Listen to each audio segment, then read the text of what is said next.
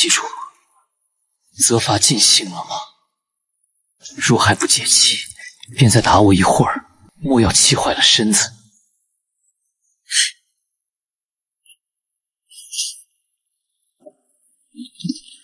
我操，这是哪儿？我不是在家看小说吗？怎么穿成了那个短命炮灰沈星辰？还正好赶上他虐打夫君的名场面啊！原主本是皇太女，骄纵残暴，尤其痛恨身为圣人的夫君们，尤以叶群渊为甚。如今原主已被废黜，而按照剧情，我不出1个月就会被忍无可忍的夫君们联手虐杀。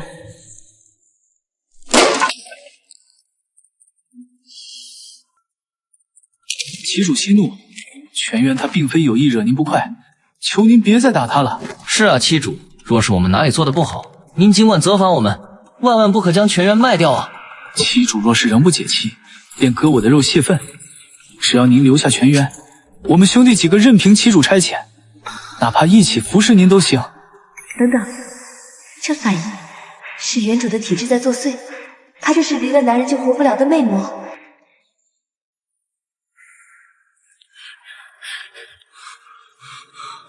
完了完了，魅魔体质加必死剧情，这开局简直地狱难度。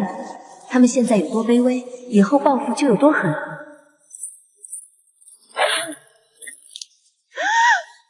谢主，这是我的一点心意，望您消气。太可怕了，他们眼里的恨藏都藏不住，我根本逃不掉。要不死了算了，至少不用受后续的折磨。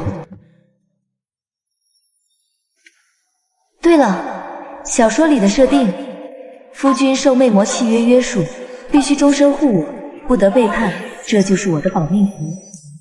契约印记让沈星辰抓住求生希望，彻底打消了轻生念头。不行，与其坐以待毙，不如利用契约和剧情先知搏一把。魅魔体质又怎样？这些夫君再恨我，也受契约束缚，我未必不能逆转结局。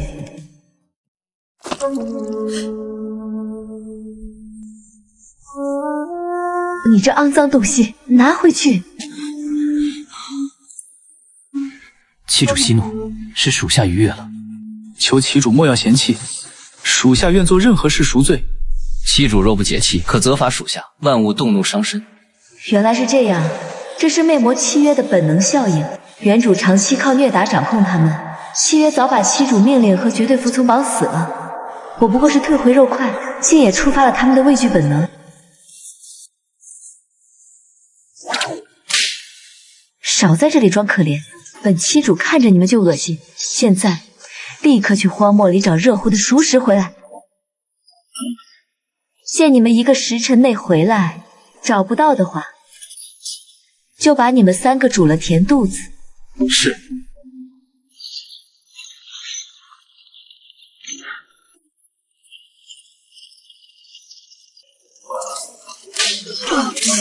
沈星辰，你这些兽人夫君倒是耐打，可惜啊，都是些没了靠山的废物。废物就该有废物的样子。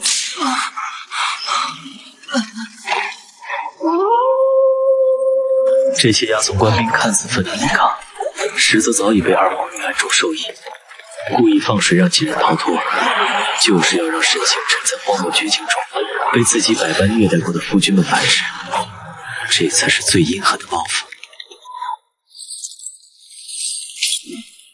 这荒漠寸草不生，连活物都少见，哪里有什么热乎熟食？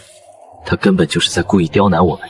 我们是朝廷重犯，家族早已与我们划清界限，如今手筋脚筋被挑断，连自保都难，活着不过是苟延残喘罢了。与其被他折磨致死，不如拼一把，搏一条活路。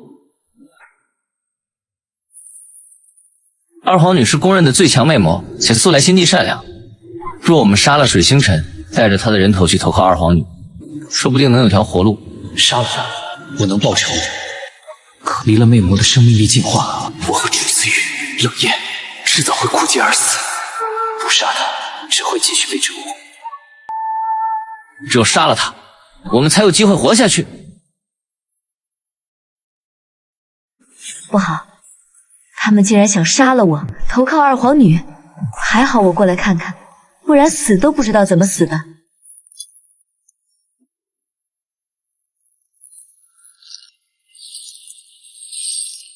糟了，我的求生计划才刚有眉目，就被他们发现了，这下完了，真要栽在这里了。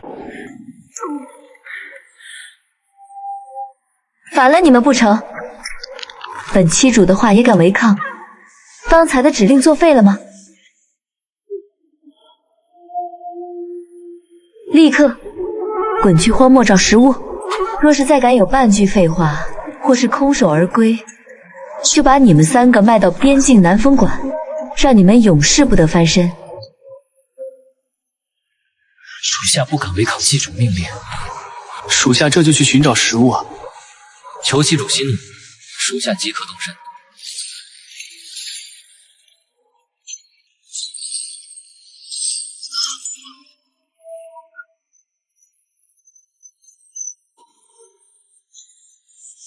该死，前世当兽医久了，见着伤病者要倒下的本能反应，竟压过了戒备。在冷夜与楚思玉看来，沈星辰单独留下叶泉渊，定然是又要变着法子对他进行特殊折腾，索性眼不见为净，尽快逃离这令人窒息的场景。又要单独折磨我了，是虐打，还是……不管是什么，都只能守着。不能让他看出异样，得维持住原主的样子，先稳住他再说。瘫在这里做什么？还不快起来坐好！原主的记忆里，他本是狼族寄予厚望的少主，就因为和原主的白月光容貌有几分相似，变成了他宣泄怨气的工具。流放路上，原主更是变本加厉，殴打从1天2次变成随心所欲，全然不顾他的死活。祭主，别动不动就下跪，砂石都磨破了膝盖，谁来给我做事？我隐忍多年，并非单纯畏惧他的虐待。作为狼族少主，我肩负着延续族群的重任，与他的魅魔契约更是绑定了彼此性命。魅魔死，则兽人亡。我必须等到族中预言的神女出现，在此之前，沈星辰绝不能死。管不了那么多了，哪怕稍微违背原主人设，也得先给他处理伤口。可没有药，这伤根本没法弄，怎么办？我的诊所竟然跟着我一起穿书了！糟了，忘了小说里的设定，魅魔每隔1个时辰必须与男子发生亲密关系才能维持正常状态，此刻正是我的需求时刻。魅魔本能正吞噬沈星辰的理智，他需依靠兽人阳气续命，才能熬过此刻的反噬。该死，睡他保命的念头越来越强烈，可这是我前世的底线，绝不能变成原主那样残暴荒淫的人。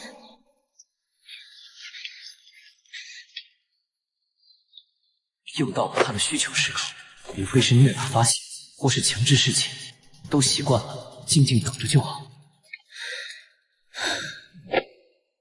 我犯了魅魔的通病，需吸食阳气续命，你老实忍着。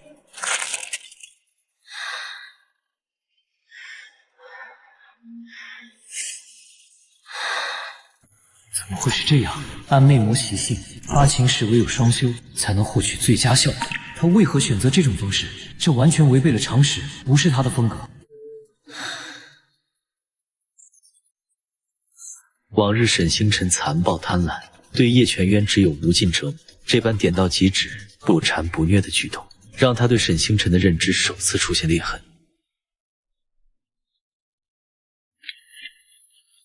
咽下去，这是止痛的，别废话。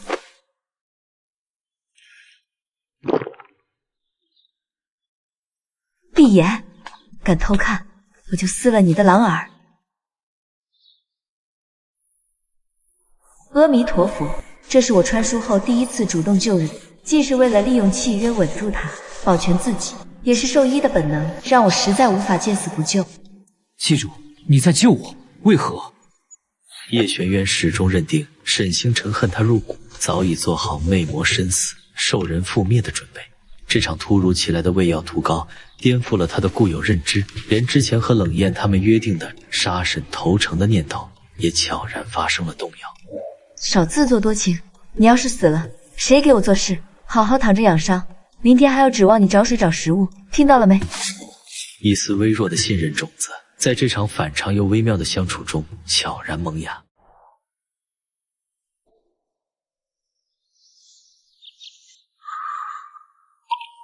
记住，你到底为何救我？沈星辰瞬间权衡利弊，他是路痴，独自在荒漠逃亡必死无疑。魅魔契约虽有约束，但兽人对原主恨意极深，暴露真相只会招来杀身之祸。低等兽人也配探究本期主的心思？好好养伤，不该问的别问，否则……哼！安分待着，别给我添麻烦。沈星辰体内魅魔本能再次翻涌，灼热感攀升，需尽快寻找化解之法。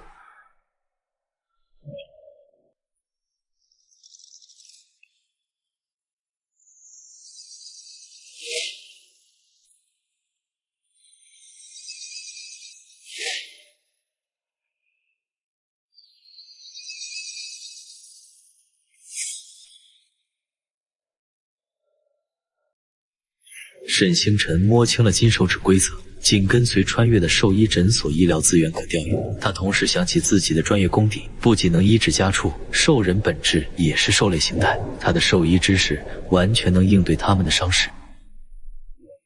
回到诊所，回到诊所。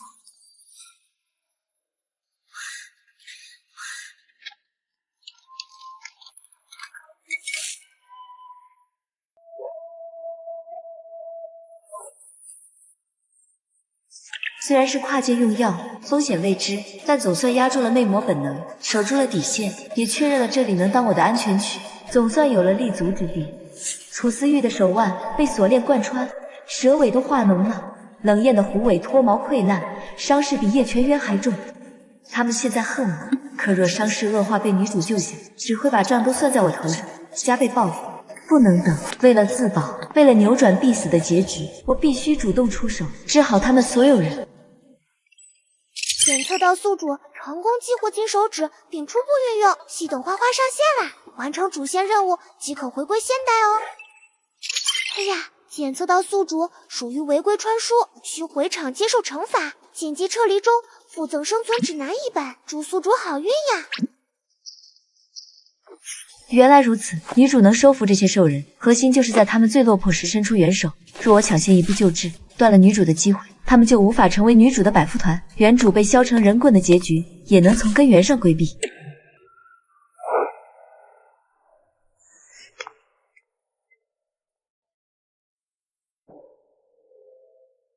他突然回来，还带了不知名的药膏，怎么看都不对劲。沈星辰向来是我们尾草界，怎么可能好心救我们？说不定是毒药，想让我们死得无声无息，要么就是想把我们养得好些，卖个更高的价钱，或是改善口感，省得虐打时没那么耐走。都被他们怀疑上了，得赶紧想个理由，原药膏的来历才行，可不能露馅。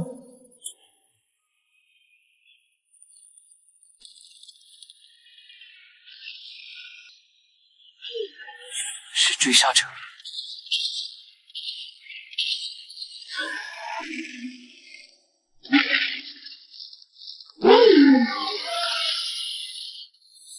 我带他突围，冷夜你断后，全员自行照料。明日正午，在100公里外的黑岩坡集合。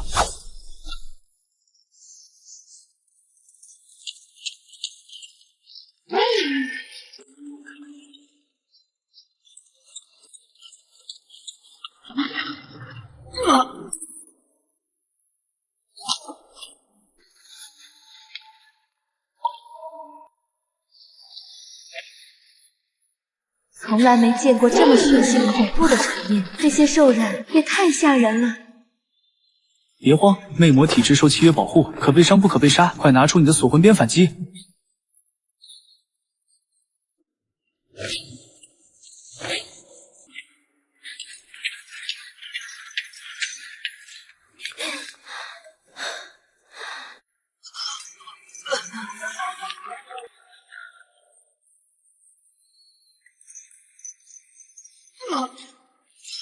我没什么战力，还被他们质疑。可要是现在抛下他，之前的救治计划就前功尽弃了。想扭转他们的看法，更是难上加难。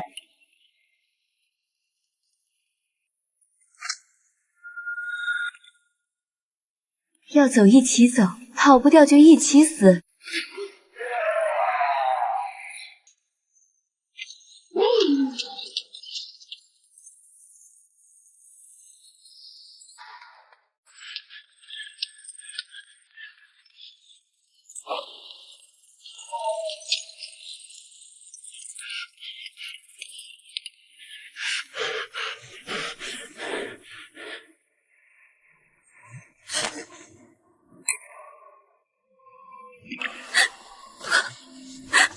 你的伤流了好多血，再不止血就麻烦了。以往他只会趁我重伤发泄或强迫我，从未有过这般真切的交集，更不会为我落泪。叶全渊之前说他给我治伤时，我还当是谎言，可眼前这一幕，楚思玉对沈星辰的固有认知，在这一刻首次出现裂痕。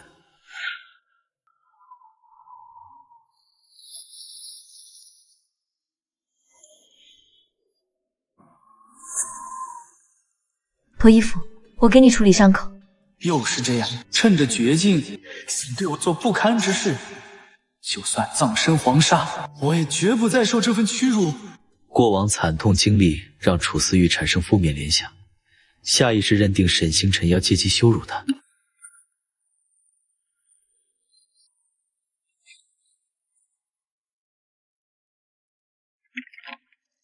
消毒会有点疼，你忍着点儿。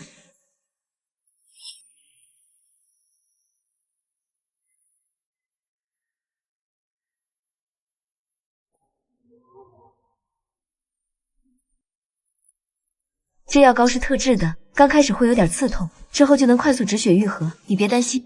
他的语气、动作和以往骄纵残暴的沈星辰判若两人，这份专业的救治姿态，绝不是那个草包废物能有的。难道他被夺舍了？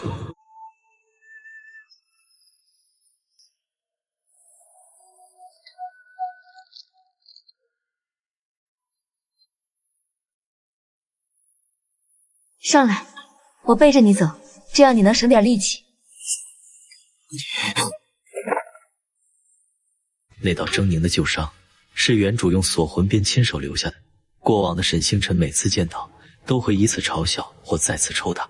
可此刻的沈星辰，目光扫过那道旧伤时，毫无反应，仿佛从未见过。他的反常态度，身份越来越可疑。可看着他的侧脸，鼻尖萦绕着药膏清香，我竟想咬他的小嘴。两人之间纯粹敌视的关系壁垒，在这一刻被彻底打破。快点，待会儿追兵可能会追上来。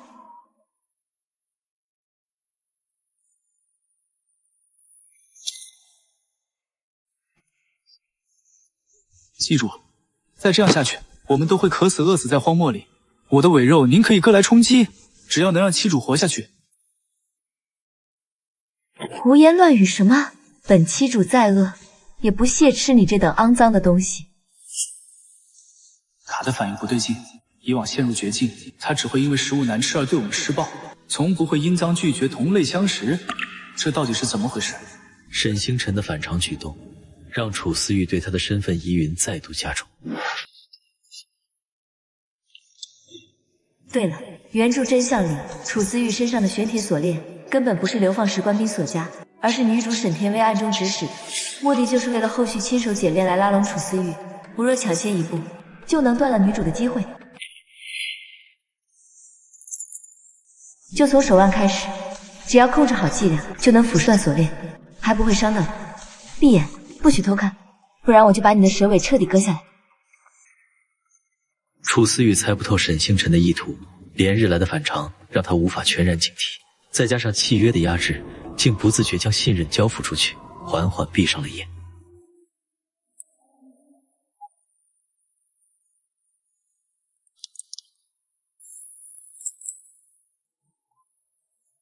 楚思玉本以为沈星辰会借机折磨自己或做苟且之事，可感受到的只有他小心翼翼的动作，无疼痛亦无逾矩触碰。这份意外的默契悄然拉近了两人的心理距离，让他疑云浓重的心中渐生一丝暖意。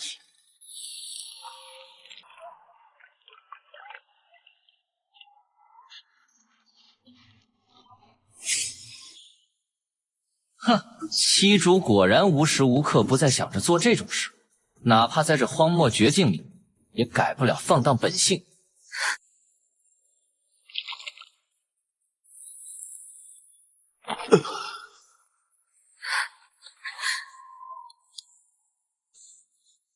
解炼计划被迫中断，突如其来的误会让本就脆弱的新人再度面临危机。绝不能让他们发现稀硫酸，否则解炼计划会彻底暴露，之前的努力就白费了。吵什么吵？本期主做什么，轮得到你们智慧？现在你们两个转身走10步，闭眼不许动，敢偷看一眼，就把你们卖到最偏远的南风馆，或者直接煮了填肚子。两人满心不解，这荒郊绝境中，沈星辰竟还执着于行苟且之事。可契约的压制与过往的恐惧，让他们不敢违抗。这个女人果然无情无义，只知道满足自己私欲，根本不管我们的死活。还是那个混世魔王本性。先想办法逃离荒漠才是关键。他这些反常举动，大概只是一时兴起罢了。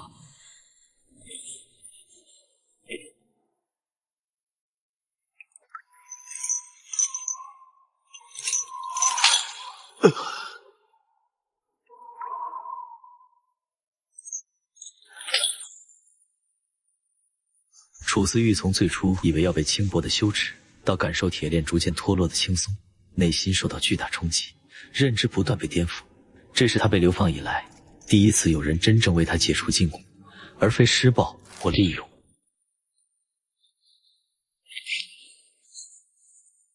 与其跟着他等死，不如现在就杀了他，投靠二皇女才有活路。不行，契约未破，他死我们也活不成。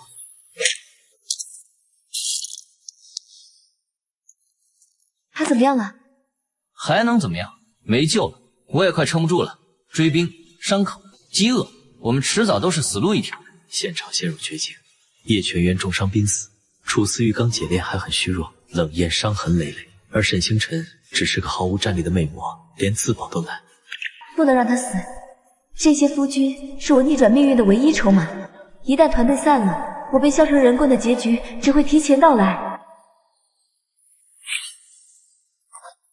这份关切与原主漠视夫君生死的态度判若两人。在冷艳和楚思玉看来，沈星辰此刻眼中的急切不似作为，他似乎真的在关心他们的死活。荒漠夜风拂过，三人之间的氛围悄然发生着微妙变化。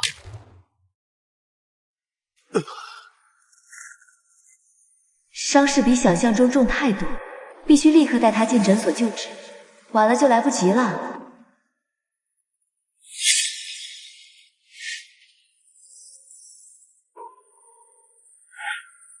沈星辰，你还有没有人性？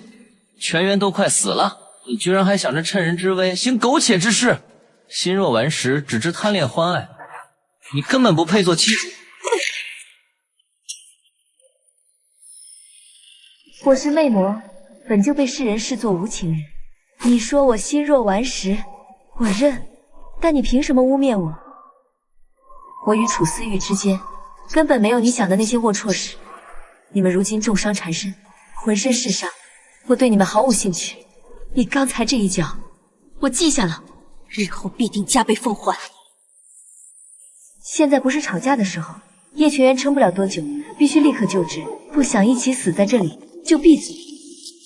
楚思玉站起来，让他看清楚。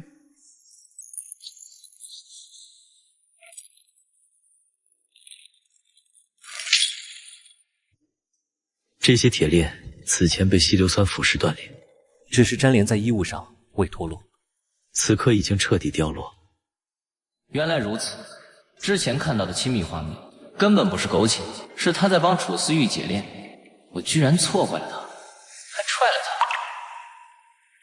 扶好他，后面听我安排。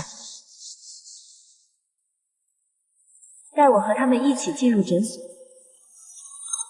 警告：诊所空间有限，能容纳宿主1人，无法携带他人进入。糟了！龙卷风正在快速形成，危机步步紧逼，众人陷入两难绝境，楼下恐被龙卷风吞噬。想逃却带不走濒死的叶全渊，生存的希望再次变得渺茫。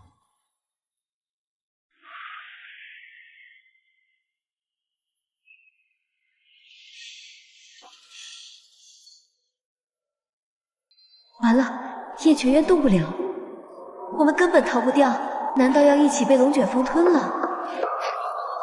七主，我来带大家走。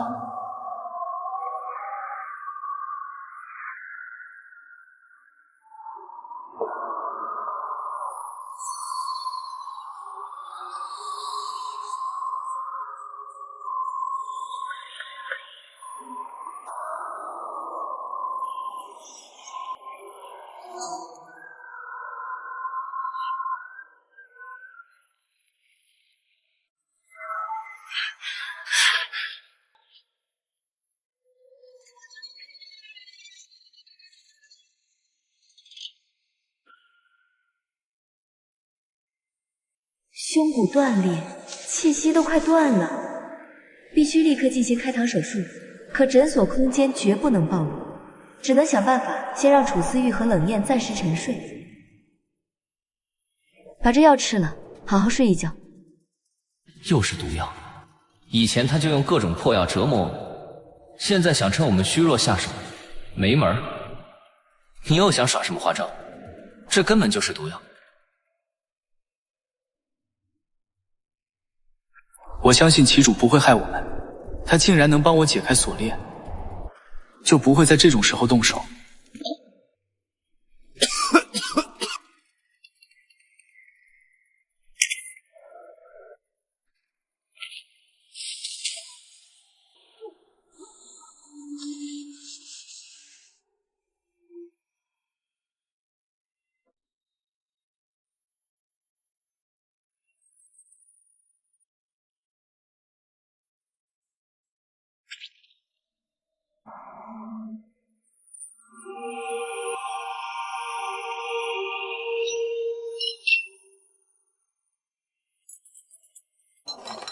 这些器械是沈星辰前世扩张诊所时购置的先进设备，此刻成为救治叶全渊的关键。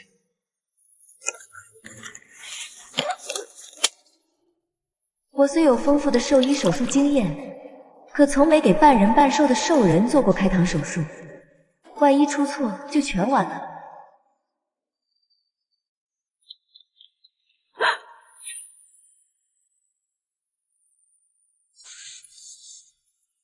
手术计划面临被撞破的巨大风险，沈星辰陷入两难：继续手术会暴露秘密，停止则叶群渊危在旦夕。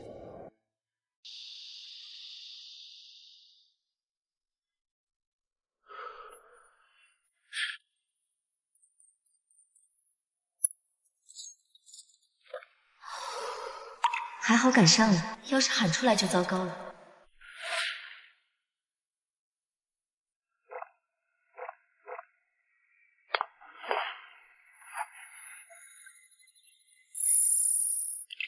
居然胸骨全断，四肢多处骨折，内脏轻微震荡。叶群燕的伤势远比我想象中严重，多耽误1秒就多一份危险，必须立刻手术。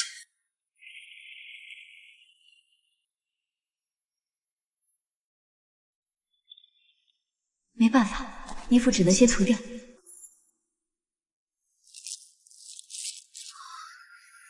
就快成功了，李可渊，你可要撑住啊！不要让我白费力气啊！忙活了一夜，终于稳住了，接下来就看他自己的造化了。谢明爵是原主曾痴迷不已的对象，如今却心向二皇女沈天薇，是落魄的沈星辰为阻碍二皇女登基的废物。大人，这里看着像废弃的山洞，真的有人吗？蚁族的情报从不出错，沈星辰那废物肯定躲在这里。他如今众叛亲离，不过是待宰的羔羊。给我开始挖！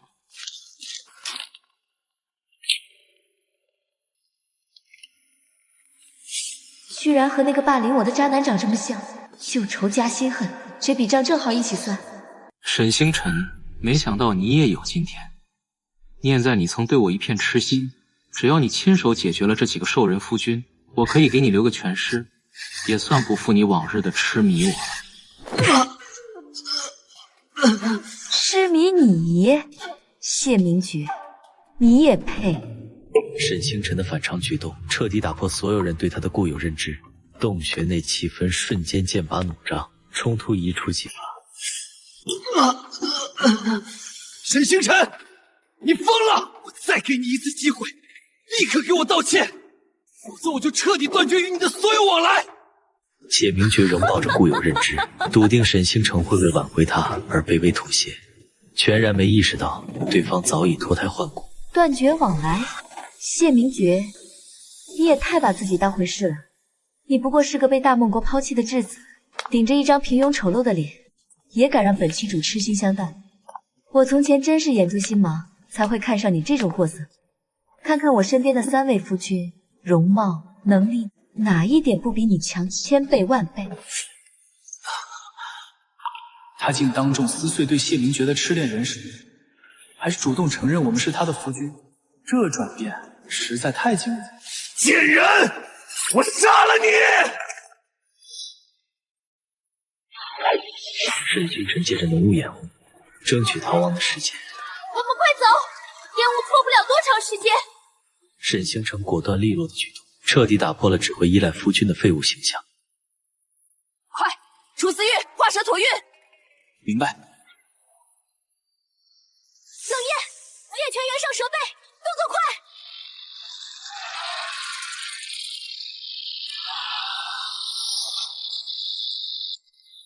逃亡途中，沈星辰不时回头观察追兵动向，沉着下达方向指令，指挥官角色彻底确立。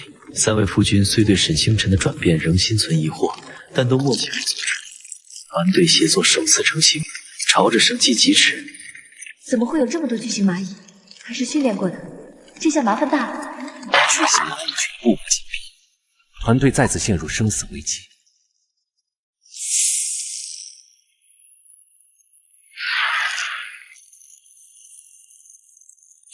前面是悬崖，深不见底的悬崖。前无生路，身早已失，后有死敌，3重绝境瞬间将沈星辰4人团团包围，生存希望渺茫。跑不掉了，早死晚死都是死，还不如现在了结。就算逃出去，日后也难逃他的虐待。闭嘴！与其被这些蚂蚁活活咬死，被追兵碎尸万段，不如拼一把，冲下悬崖，说不定还有一线生机。冲啊，快冲，别犹豫！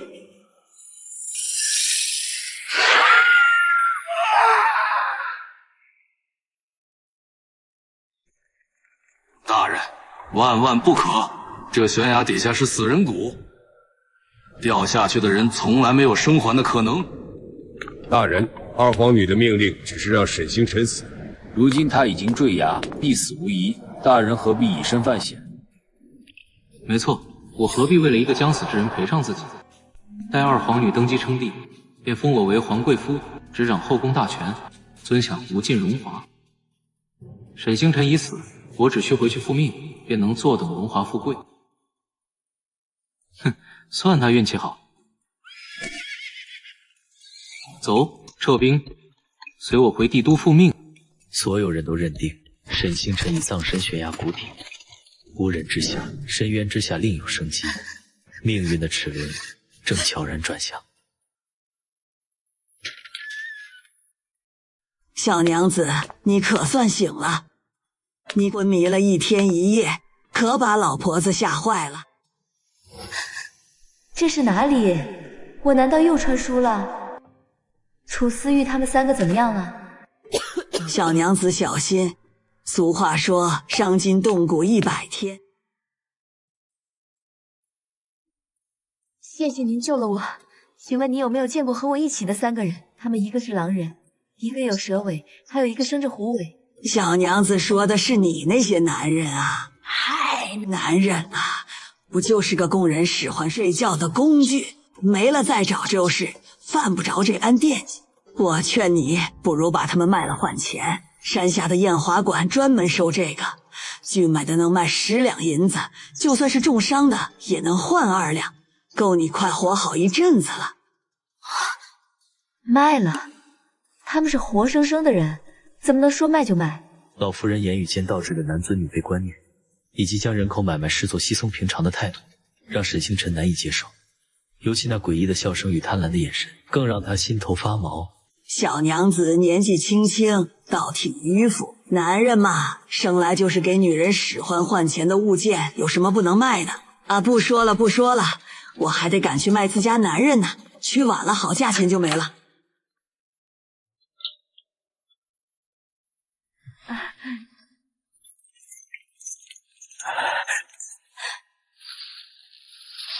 妻主倒是好福气，摔下悬崖还能被人救回来，安稳的躺在床上养伤。无相，只能拖着半条命找你。我可是听说了，妻主苏醒后的第一件事就是打听我们的下落，打算把我们卖给验花馆换钱，倒是打了一手好算盘。闭嘴！我什么时候说要卖你们了？那是老夫人胡说八道。哼，是吗？可在你眼里，我们和可以随意买卖的货物又有什么区别？别吵了，这个村子有大问题。我们刚才在村子里探查，发现村民们在煮人肉吃。这个村子根本不是什么安全避难所，是个食人村。叶全元的话如同惊雷炸响，瞬间打破了屋内的紧张氛围，也彻底击碎了众人对安全的最后一丝幻想。刚脱离悬崖追杀灭顶之灾的4人尚未喘息片刻，便又陷入了食人村落的生死绝境，危机再次升级。煮人肉，会不会是你们看错了？那位婆婆看着慈祥和善，实在不像是……我们看得很清楚，村民都是没有任何灵力波动的纯人类，但拳脚功夫异常厉害。他们煮肉时会撒各种不知名粉末调料，手法怪异，和我们受人参失血时的习惯截然不同。而且这里的火元素格外诡异，像是被刻意避忌，结合悬崖下死人谷的传闻，他们大概率是靠食人存活的食人族。他们把人类的熟食习惯当成了食人正确，根本是认知偏差。我身上的伤也很重，根本动不了，不如我们暂时留在此地养伤，等恢复些体力再做打算。留在这里，想把我们都卖给村民当食物吗？这里是食人村，待下去就是等死。冷言，沈星辰如今自身难保，或许没有恶意。别吵了，信我，就留下一起疗伤。不信，你可以跟着冷艳离开。现在你们都退出房间，我要休息疗伤，没有我的允许，谁也不许进来。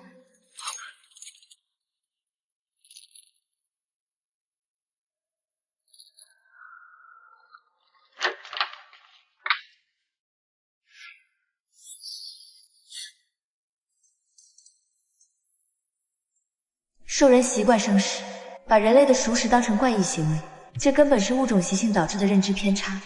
他们或许还对我抱有敌意，但血液契约命运与共的特性，注定了他们不会真的抛下我独自逃生。必须尽快赢得夫君们的完全信任，只有我们同心协力，查清这个村落的谜团，才能找到离开的路。你根本不该信他。哼，待在这食人村和坐以待毙有什么区别？说不定他就是想等我们伤重，好卖给村民换钱。他若真想卖我，方才不必说出信任的选择。而且我们现在重伤，离开这里也是死路一条。信任的分歧在3日之间蔓延，村民的审视愈发明显，未知的变数在村落中悄然发酵。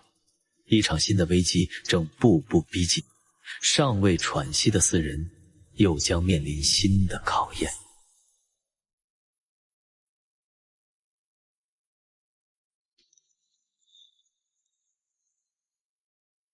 这3个看着倒是有几分姿色，就是病恹恹的，没什么精神。瞧着跟闷葫芦似的，买回去怕是也没什么趣味。各位爷可别嫌弃，他们看着老实木讷，实则骨子里不安分着呢。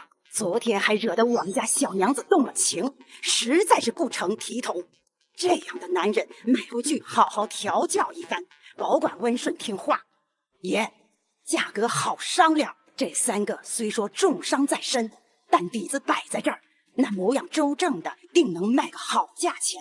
就算是最虚弱的那个，也能换几两银子。多谢各位厚爱，但不必了。我们的妻主对我们情深意重，若是失去我们，他定会心痛欲绝。心痛欲绝？小伙子倒是会往自己脸上贴金。男人让女人动情，本就是触犯族规，该进猪笼的罪过。再说了，女人哪能只守着你们3个？咱们这儿女娃金贵得很，为了鼓励生育，村里早就推行发男人政策了。什么？这村落的性别观念简直刷新我的认知底线。小娘子，你可算醒了。这些爷是山下艳华馆的，瞧上你这3个夫君了，想花钱买回去。你放心，他们给的价钱绝对公道。再说了，咱们村发男人的政策多好啊！你把他们卖了，正好能去族长那儿领新的，还能换一套宽敞的好房子住。你现在住的这屋，以前可是埋死人的，晦气的很。哼！住手！都给我停下！在咱们村生女人可是要被判死刑的，你们不要命啊！原来这村落的核心规则便是女人地位至高无上，想打他们的主意，先弄死我。我的夫君绝不可能用来买卖。罢了罢了，既然小娘子不同意，我们就不勉强了。接下来我们怎么办？先在这休息，安心养好伤势，等大家力气恢复些，我们去凑凑热闹。我要去看看犯男人的现场，搞清楚这村落政策的真实目的，还有这里的女人为什么能有这么高的地位，以及这个村子和兽人世界到底有着怎样的关联。村落规则诡异难测，却也暗藏着一线生存机遇。沈星辰深知，唯有摸清其中门道，才能让团队在此立足，甚至找到破解所有谜团的关键。一场针对村落核心秘密的探查，已在平静之下悄然拉开序幕。以前的我骄纵残暴，把你们当成肆意发泄的工具，做了很多混账事。你们心里的怨恨，我完全理解，也绝不辩解。现在我们被困在这个诡异的食人村，外面危机四伏，单打独斗根本活不下去。我想和你们合作，一起对抗外敌，争取活下去的生机。只要能活着离开这里，日后你们想怎么处置我都可以，就算是解除血液契约，我也毫无怨言。妻主以前曾怒言要把我剁碎了喂狗，如今却屡次舍身救我，前后反差之大，你让我们怎么全然相信你？一路生死相依，数次共度难关，慢慢发现你们并非像我以前认为的那样不堪，你们都是重情重义的好人。我想放下过往，认真对待你们，好好爱你们，呵护你们。我承认我害怕死亡，现在的我需要依靠你们才能存活，但我承诺只要度过这次危机，我一定解除契约，绝不纠缠。我愿意相信妻主这一次。事到如今，合作是唯一的出路。别以为说几句好听的就能骗过我们，若你敢说谎，我照样能轻松收拾你。兽人嫁给人族本就难有好待遇，如今沈星辰不再虐打我们，还屡次舍命相救，这份转变足以让我们一试。既然达成共识，那我们就放下过往恩怨，联手共度难关。我们先去查清这个村子的秘密，找到离开的办法。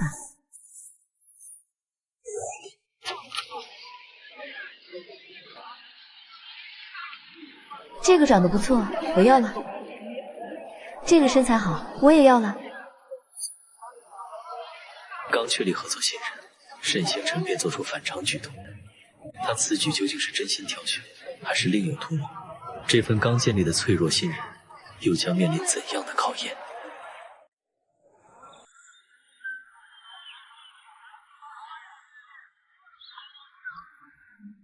哎，小娘子，等等，老婆子可有好消息要告诉你。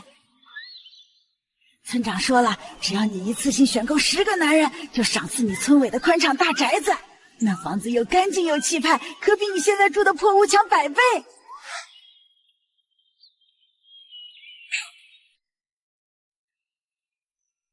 好，这10个男人我全要了。哈哈哈。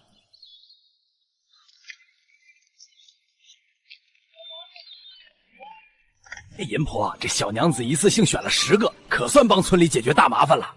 可不是嘛，100年了，咱们村女子怀孕就生男孩，现在20个男人才能摊上1个女人，再不送走些，粮食都不够吃了。原来是这样。100年前，五村便因男女比例失衡陷入危机，一名寡妇与100名男子同寝后诞下女婴。从此，村落便衍生出女人需睡够100男才能生女的诡异规则，而那些嫁不出去、无法为村落繁衍做贡献的男子，会被视作浪费粮食的累赘，拉去死人庄宰掉。这便是村民们极力推销男子的根本原因。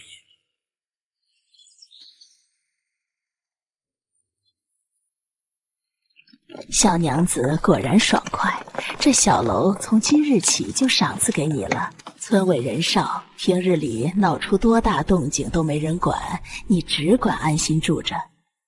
乌村以你为尊的体制虽和花朝相似，但村长这话里明显藏着别的意思，看似善意赏赐，实则更像试探，绝不能掉以轻心。从现在起，你们分工做事，3人做饭，2人烧火，剩下的打扫院子。记住，没有我的召唤，谁也不准踏上2楼半步。遵命，西主。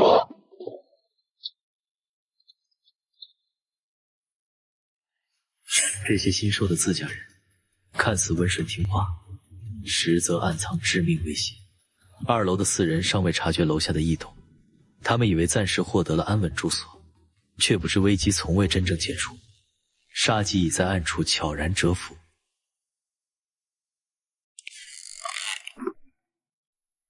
怎么样？外面探查的如何？能找到逃生的路吗？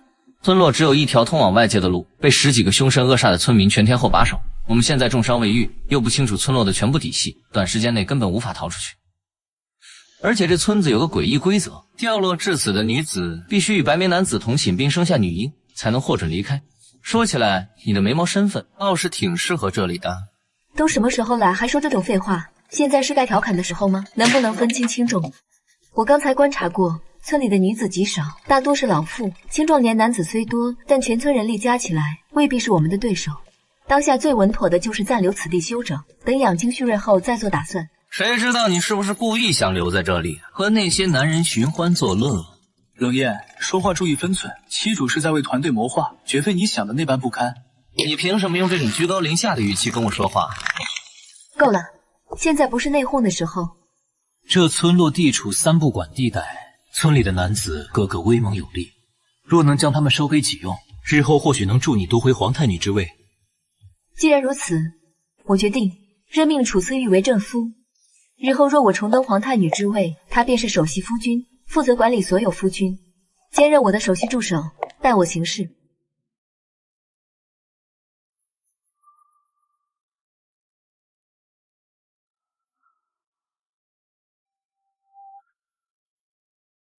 机主去哪儿了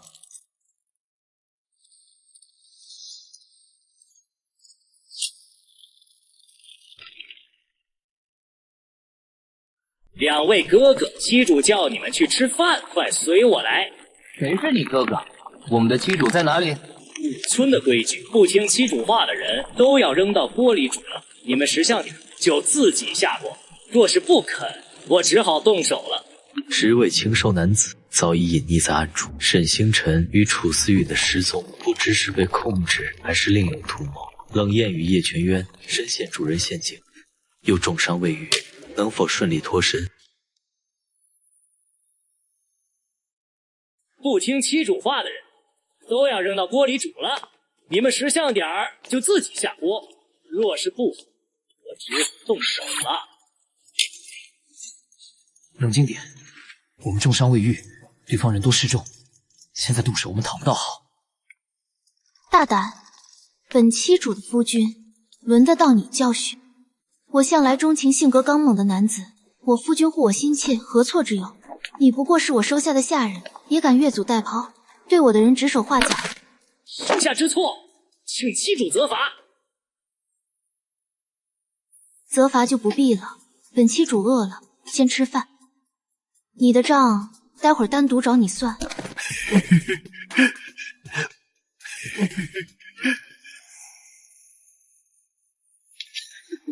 没想到啊，你还无师自通了狐狸精的勾人法术，总比某些人见人就咬，毫无温柔可言强吧。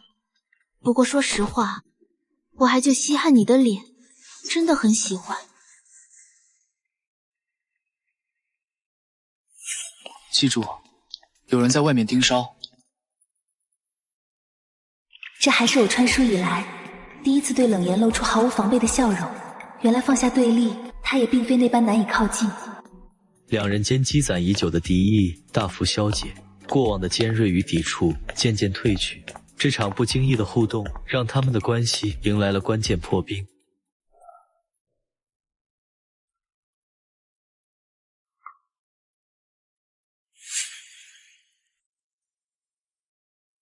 这肉竟是蛇肉，而蛇肉是我们蛇族的绝对禁忌。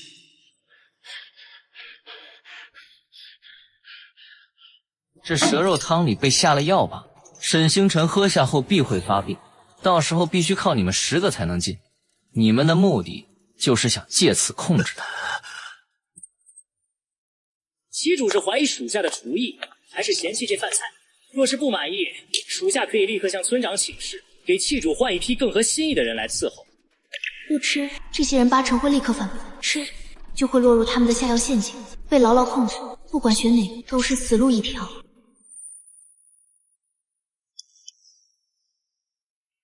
记住，你可不能吃啊！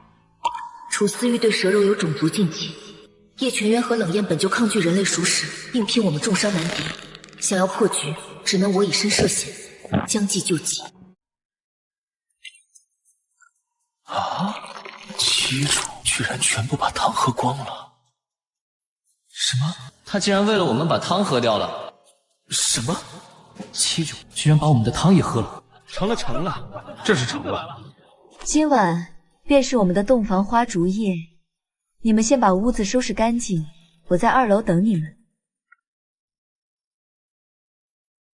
沈星辰以身入局，看似落入圈套，实则早已布下反击之计。这场真假难辨的戏码，既是对敌人的试探，也是对4人团队默契的首次考验。这蛇肉汤里到底下了什么药？你现在怎么样？楚思玉、叶全渊，你们前到楼下偷听他们的计划，查清他们的真实目的和背后主使。叶全渊，你懂制毒，趁机给他们的水里下昏睡药，切勿打草惊蛇。明白。冷艳，你留下协助我。为什么选我？你就不怕我趁机对你不利？时间紧迫，没有时间解释，就是不用拖，你过来就好。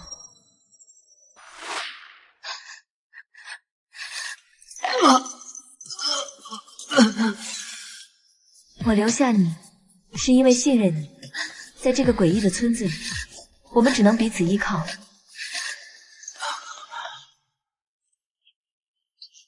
你放心，我会守着你。死人了！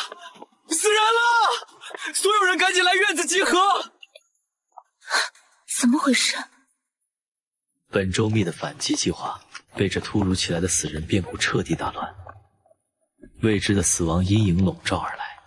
这场意外究竟是巧合，还是另一场阴谋的开端？郡主，冷夜，全村人朝小楼涌来了，快带旗主撤离！走不掉了，村口被村民堵住了，小楼4周也被村民堵住了。冷夜，你守着旗主，尽快帮他解毒。我和叶全渊在外围先设法应对，拖延时间，争取机会。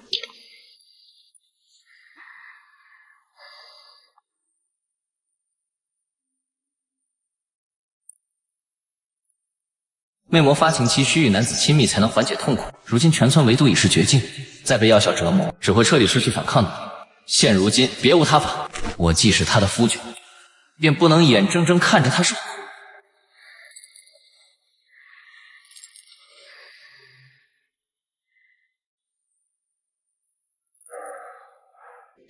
输液的药水起效果，你先出去查看情况，务必小心，切勿硬拼。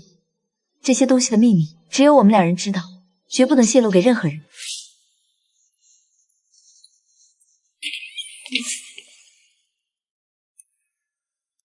不对，5寸根本不是我这个女配该遭遇的情节，这是原属女主的后宫储备地。书中记载，5寸曾遭遇特大天灾，粮食短缺到一子而食的地步。那时村落还是重男轻女，村民为了活命，竟选择食用女子充饥。天灾过后，村里的女子所剩无几，为了延续族群，才彻底颠倒性别观念，衍生出女尊男卑的怪异规则。原属女主当年路过此地，解决粮食短缺，顺势纳入后宫。原来如此，村落的核心问题从来都是粮食短缺，而我的剧情早已彻底偏离了原有的轨道。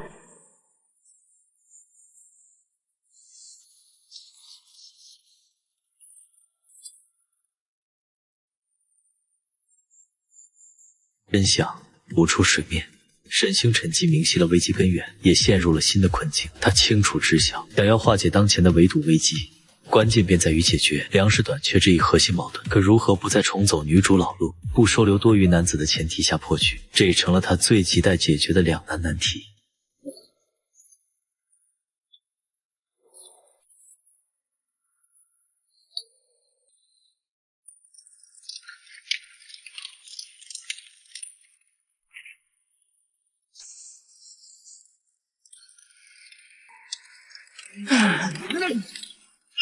都是你这个外来女人惹的祸！自从你来了，村里就死人了，必须以命赔命！不用你死，但你得为村落生下对应数量的孩子，填补他的空缺，这是吴村的规矩。你们给我2个月时间，这2个月里，我不仅能让村里其他女人怀孕生子，还能彻底解决粮食问题，让你们摆脱吃老鼠、蛇虫的日子，吃上大米饭、白面和新鲜蔬菜。我们4人现在有的重伤，有的刚脱困，根本没有逃跑的可能。若我没兑现承诺，任由你们处置，绝不反抗。大米饭我小时候吃过一次，那香甜的味道这辈子都忘不了。可村里种啥死啥，后来就再也没见过了。难道你们想让子孙后代永远吃这些肮脏的东西，就不想让他们尝尝真正的粮食是什么味道吗？我们村受诅咒多年，种啥死啥，早就对改变不抱希望了。这些年鼠虫也快被我们抓光了，再这样下去，迟早要回到人吃人的地步。村长，你故意让村民围堵，无非是想逼我接纳村里的男人，但我丑话说在前头，硬塞给我的我一概不接。这要是看上了，我自然会主动带。好，我信你一次。2个月后，若你没兑现承诺，就别怪我们不客气。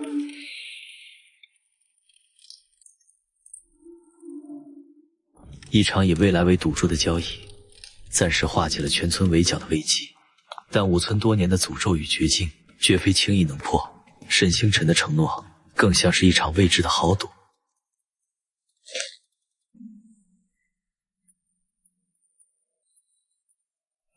你真的让村里吃上粮食？那大米饭到底是什么东西？还有，村里女人本来就少，还大多是老人，怎么可能让每个男人都有妻主，兑现生育的承诺？放心，我有办法。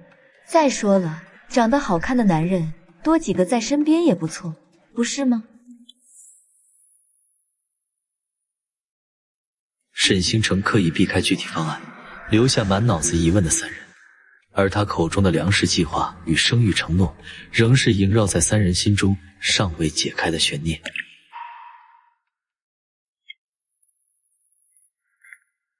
这些村民真是多此一举，都带了铁链还捆绳索。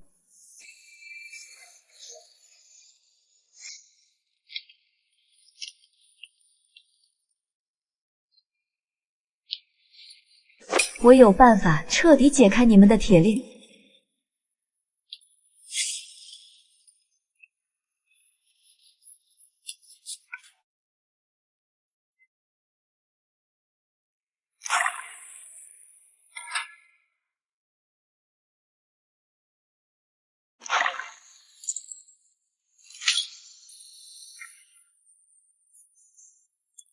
七主，你说的大米饭、白面真的存在吗？村民为何如此厌恶鼠虫？在花巢，鼠虫本就是常见的食物。哼，他以前可没心思管这些。为了谢明爵，他能凌晨起身去采朝露，还带虎符队走遍全城为他寻找奇珍异宝。怎么没见他对我们这么上心过？以前是我瞎眼，错把榆木当珍珠。谢明爵那种虚伪小人早已是过去式，我与他再无任何关系。这5村的男子当年为了生存食用女子，才衍生出如今女尊男卑的怪异规则。说到底，也是他们自作自受。但更重要的是，这些男人的利用价值。二皇女的追兵迟早会找到这里，盲目逃亡只会死路一条。不如就以5村为根基，先解决粮食危机，收拢人心，让这些壮硕的男人收为己用。积蓄足够的力量后，再返回帝都，夺回属于我的皇太女之位。到时候，我要做有权有钱的躺平女皇，静静等待系统带我返回现代。沈星辰变得越来越不一样，能轻易解开玄铁铁链，还总能拿出各种怪异的东西。他绝不是以前那个胸无点墨的草包废物。不管他变得如何，眼下先活下去最重要。他现在的所作所为，至少是在为我们所有人谋划。他没有灵力，还容易犯魅魔病，就算真有异常，以我们3人的实力也能轻松应对，何必纠结太多？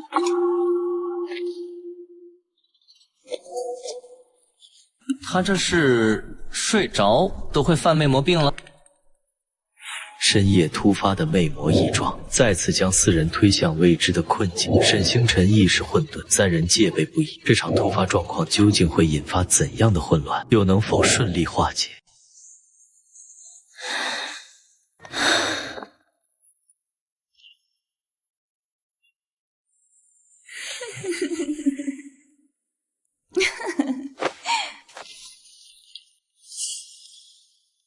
冷艳，能得七主这般青睐，可是你的福气。我去门口守着，防止村民意外闯入。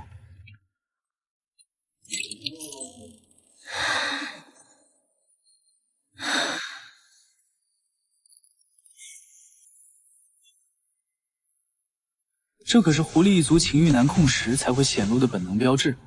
冷艳，你这是藏不住心思了。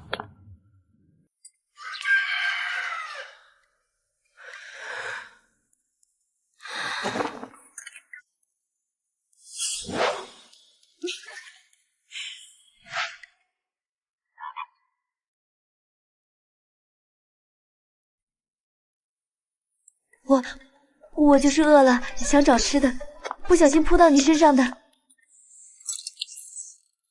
哼，我怎么会对这个曾经残暴的废物魅魔产生感情？一定是昨夜被他纠缠所致。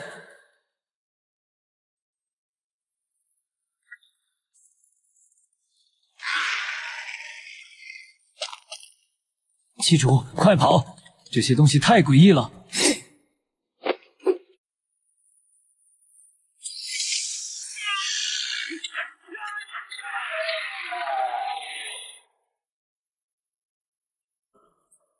昨晚被你那般欺负，我现在心里害怕，没力气打架。别闹了，现在都什么时候了？今晚让你媳妇回来，任你抱，快参战！哼！外敌环伺，战友身陷险境，冷艳的抉择关乎众人生死。沈星辰孤身闯入树林，究竟是为了躲避危机，还是另有破局之法？这场突如其来的入侵，又暗藏着怎样的阴谋？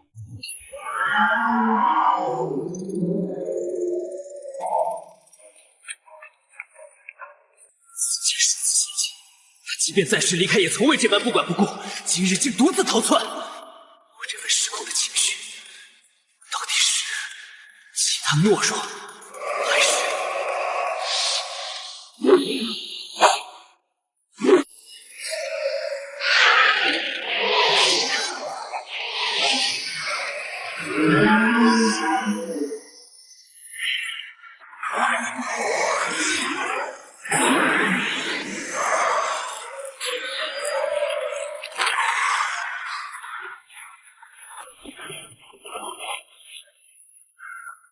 村长经验老道，不可能轻易遇害，想必是带着部分村民藏起来了。这村落诡异至极，他们能存活多年，说不定藏着破局的关键。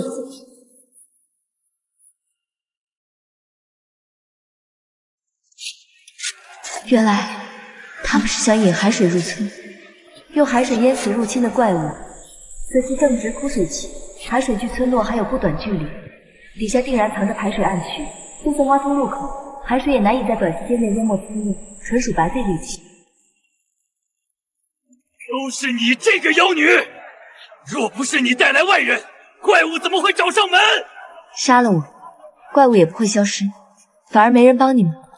我实话告诉你们，现在海水根本流不进村落，你们这样只是白费力气。我有办法让海水准时抵达，保大家活命。之前承诺帮你们找七主的事也能兑现，但你们必须听我指挥，立刻全力挖通路口。我来信，我来信。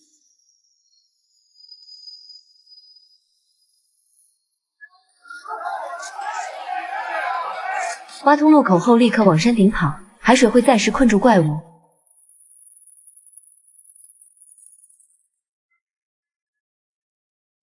你还回来做什么？是来给我们收尸的吗？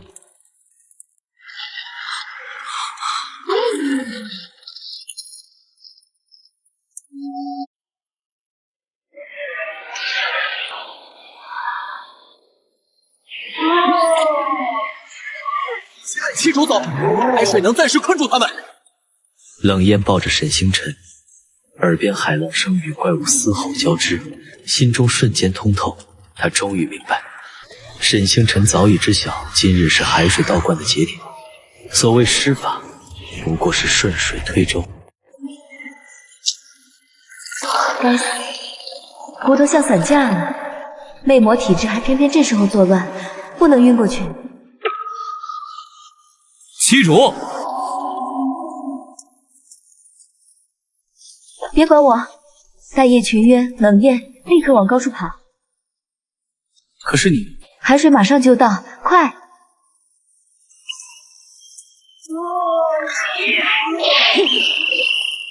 什么？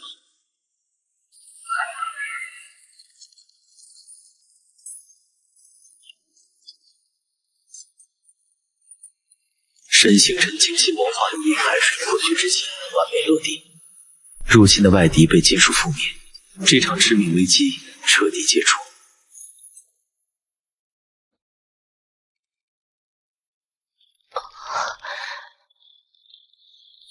别乱动，你从山上跌落时伤势极重，能活下来已是万幸。七主，是冷艳救了你，她用狐狸一族的独门医术为你疗伤，忙了整整一夜，眼下去附近山上探查情况了。没想到他看着嘴硬，倒是这般细心。这份情我记下了。疼痛感居然几乎消失了，只剩些许乏力。兽人医术也太神奇了。大家都没事吧？村民们怎么样了？我们都安然无恙。幸存的村民在不远处的空地上准备饭菜，都安置妥当。放心吧。追杀我们的怪物几乎全被海水淹没，目前没发现任何幸存者，短期内不会有危险了。哦，对了，这个给你。楚思玉，你拿这东西干什么？快拿走！七主先前不是最喜欢吃老鼠吗？你还说老鼠肉质鲜嫩，是世界上最美好的东西，怎么现在……原主这口味也太离谱了，还好我不是他。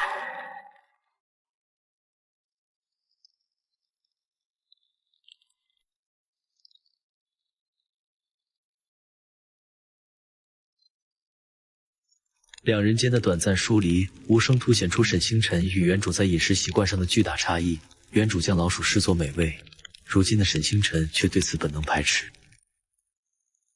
冷艳去哪儿了？这几天怎么一直没见到她？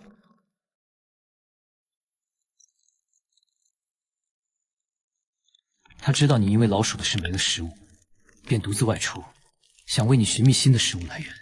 原来冷艳不是故意消失，竟是为了我的饮食。这个嘴硬的狐族兽人，总用这种无声的方式表达在意。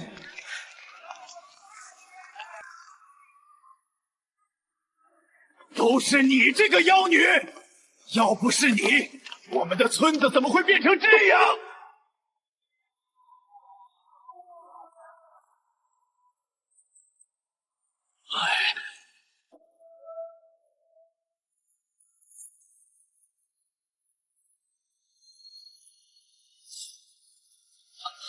兽人医术与人类体质相悖，灵力施治不仅无效，怪异的手法还引发了村民的误解。别碰他！你这个怪物是想害死他吗？现在有2条路，一是我们直接离开，不管这些村民，但他们大概率活不了；二是说服他们接受真相，带他们走出村庄。可他们对外面极度恐惧，宁死也不愿踏出村子，只盼海水退去后重见家园。2条对策均陷入僵局，楚思玉面露难色，叶全源也沉默不语。村民的固执与偏见让他们难以推进任何计划，局面陷入停滞。乌村村民若是能为我所用，便是争夺皇位的重要助力，绝不能轻易放弃。不能去，村民情绪激动，失了理智，会伤害你的。我们有生死契约，你若死了，我与整个老族都将陷入绝境。我不想死。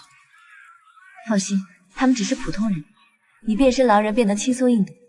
我们不能就这么放弃。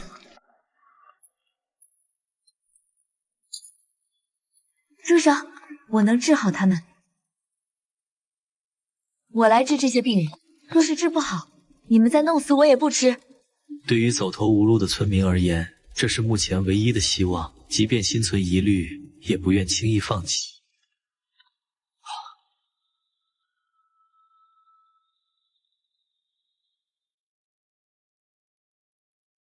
你是花朝顶尖药师，能解决兽人各类疑难杂症，为什么对人类的怪病束手无策？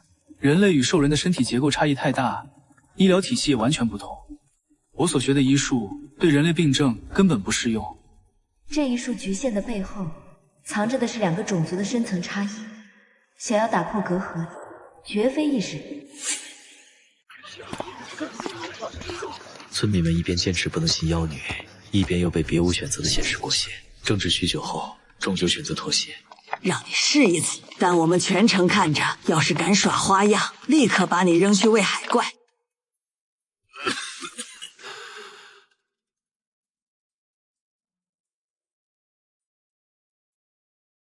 这不是什么怪病，只是普通感冒。感冒是什么？楚思瑜是花招顶尖药师，怎么会对这么简单的病症束手无策？反倒越治越重。你之前是怎么给他们治病的？用了什么药？遵循花朝传统，以老鼠为主料，加入我的独家秘方熬制老鼠汤，连续喂服3日，以往兽人患病和这个都能痊。原来是这样，兽人医术和人类生理根本不兼容，再加上用老鼠入药这种荒谬做法，才把病情拖重了。这个世界居然觉得老鼠万能，看来楚思雨的所谓顶尖医术，也只是用于兽人族群。去帮我找些干净的水来。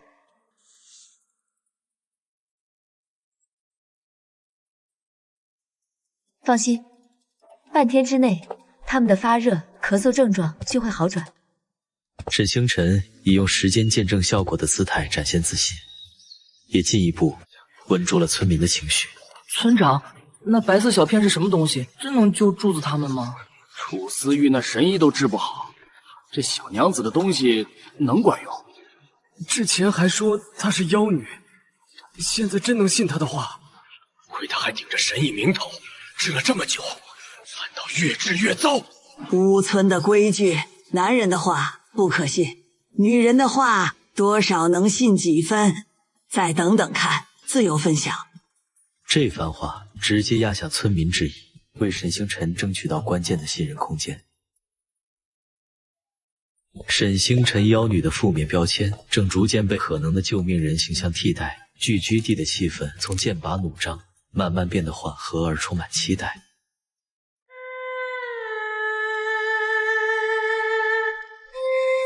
出现后，他对我的树立入根在后。在花朝，老鼠本是人人追捧的美味，为何他如今闻之欲吐，被冷落时竟会失落？这与以往被他大骂羞辱时的麻木截然不同。这种纷乱心绪到底是什么？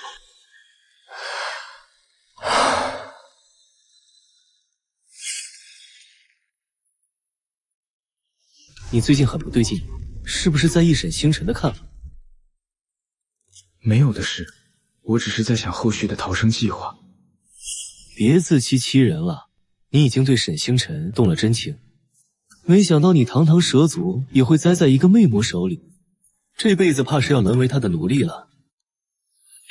这个被他忽略的温柔瞬间，此刻清晰浮现，让楚思雨隐约察觉自己的动情并非毫无缘由，源于沈星辰脱胎换骨的转变。从往日的肆意打骂到如今的默默守护，这些细微变化早已在他心中埋下了情感的种子。楚思玉对妻主动情也正常，你本就是他的男人，何况我们与他有生死契约，本就只能是他的人。如今他不再打骂我们，还能想办法让大家好好活着，这就足够了。纠结那些儿女情长，不如想想怎么活下去。你难道能解除这份生死契约？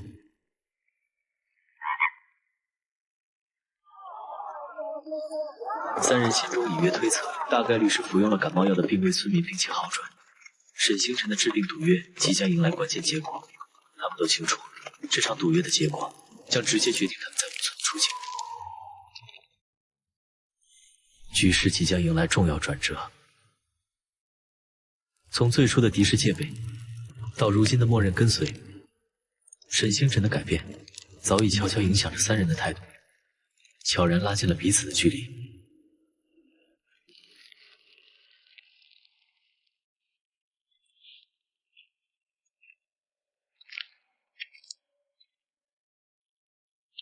此前对沈星辰敌意十足的村民见状，纷纷围拢过来，层层叠叠将他环绕。叶全渊心头一紧，生怕村民突发恶意，身体下意识绷紧，随时准备变身狼形，护住沈星辰。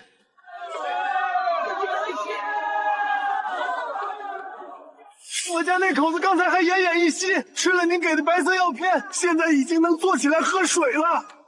我儿子烧退了，还能开口说话了，多谢神仙救命。此前妖女的骂名彻底消散，救世主的光环悄然笼罩在沈星辰身上，村民态度实现戏剧性反转。神仙，村里好多人都开始咳嗽、头痛、流鼻涕，还发起了热。以前村里只要出现这种情况，没人能活下来。求求你，再赐我们白色药片吧！神仙救救我们，我们不想死啊！事态比想象中严重，看来不是个例，得赶紧检查清楚。这不是普通感冒，是传染性极强的病毒性感冒。在古代这种落后的医疗条件下，很容易大规模扩散致死。普通感冒药只能暂时缓解，根治必须输液。可输液设备都在诊所空间，当着这么多村民的面拿出来，我的穿越者身份和诊所空间的秘密必然暴露。沈星辰深知冷夜三人值得信任，可村民心思难测，前一秒还对他喊打喊杀，但绝不敢冒险暴露秘密。如何在守住穿越者身份与诊所空间秘密的前提下，治好所有村民，成为眼下最棘手的难题。天无绝人之路，椰子能派上用场。只要治好所有人，他们必定对我死心塌地。治好村民，收服乌村势力，这就是我登陆皇位的第一步。传书一场，与其被动逃亡，不如主动布局。活着掌权才是硬道理。叶全烟心中沈星辰其性命的认知愈发坚定，只要有任何风吹草动，便会第一时间冲上前守护，是团队中最可靠的武力保障。治病需借天地灵气，随我下山往海边去。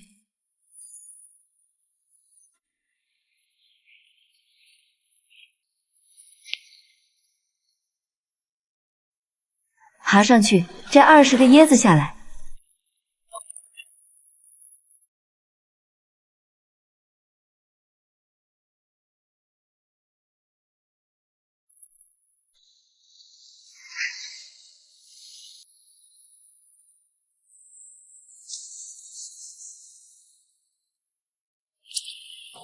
要不去试试，真有用吗？能行吗？神仙，巨圆滚滚的东西真能治病？天机不可泄露，照做便是。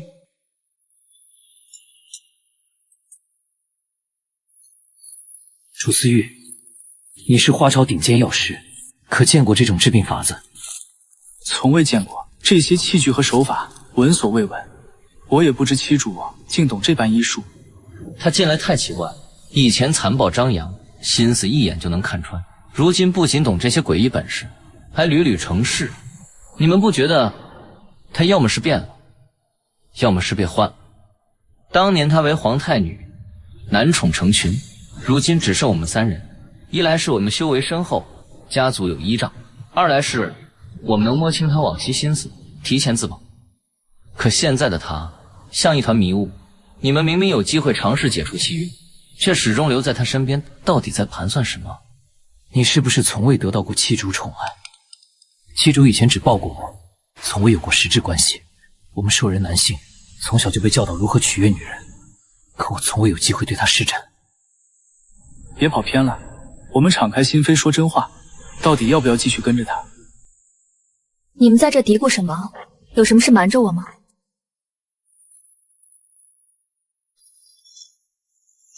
他是我在海边捡的，一直说鱼话，我听不懂，你们帮我翻译翻译。美人鱼用歌声蛊惑人心的传说，绝非空穴来风。紫星辰身边本就只有我们三人，如今多了这么一个容貌绝艳的异族，难道他又要添新的男宠？三人的猜疑被突然出现的美人鱼打断，原本就复杂的团队关系，因这个新变数更添了几分不确定性，前路愈发扑朔迷离。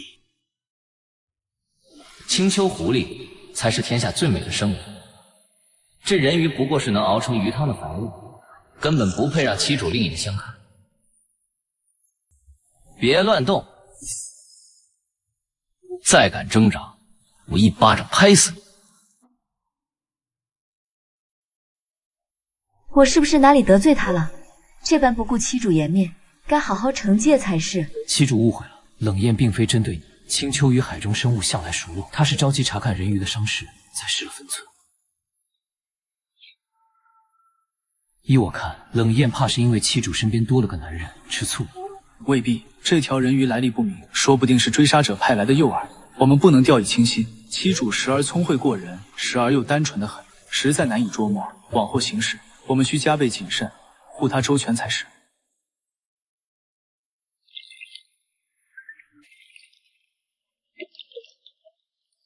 多谢姑娘救命之恩，我只是海中微不足道的小角色，无意打扰，还请姑娘莫要怪罪。冷艳，你太凶了，他伤得这么重，你该温柔一点才是。记住，你知不知道自己在说什么？此前因猜疑积累的不满，与当下被忽视的醋意交织，冷艳毫不掩饰怒火，将情绪直接对准沈星辰，两人矛盾彻底公开化。我已经检查过他的伤势，不仅外伤严重，五脏六腑和修为都受了重创。我的那些医疗法子根本没用，你们修为高深，能不能出手为他诊治一番？这才是沈星辰急于让三人靠近人鱼的核心原因。他虽带回人鱼，却对其严重伤势束手无策，只能寄希望于三位实力强劲的夫君。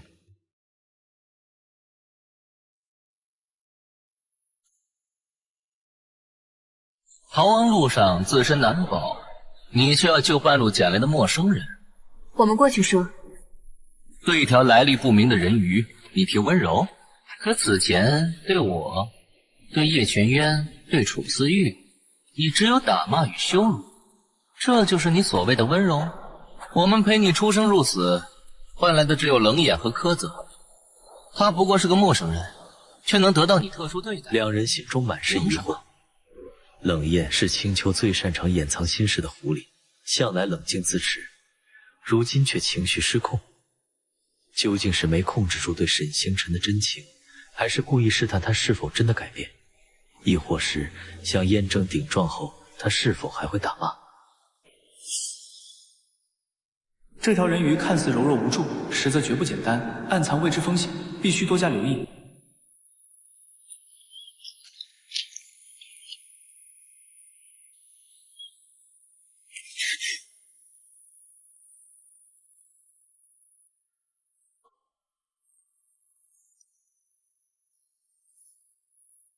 这就是我说的温柔。上次我被牛头怪物撞飞，身体明明异样，醒来却完好无损，是你出手救了我吧？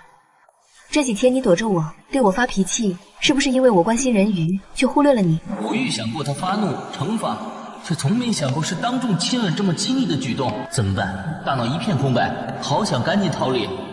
我去巡山查看追兵，楚思玉，你照看人鱼。没想到他这么纯情，有点甜。想来穿书后亲近自己喜欢的帅哥并无不妥，钱、权、男人、天下，我又为什么不能全都要呢？看来这是魅魔体质的本能反应，原来我的身体早已对异性产生渴望。那人鱼眼神深处藏着不为人知的心思，既非羡慕，也非嫉妒，更像是一种算计与折服，为局势添了几分隐秘的凶险。叶全渊，查看村民恢复情况，确保服下丹药。楚思玉，麻烦你照看一下他，我离开一会儿，别来干涉我。药物已经产生抗体，魅魔体质的本能快压制不住了，不与异性结合就会死，必须尽快找到解决办法，只能到无人处给自己扎针缓解。体内欲望愈发凶猛，理智快被魅魔鬼灵吞噬。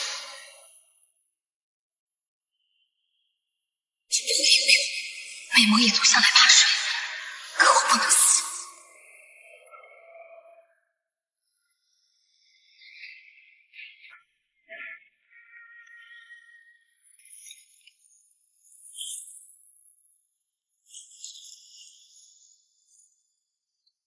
怎么西楚追奴追到海中了？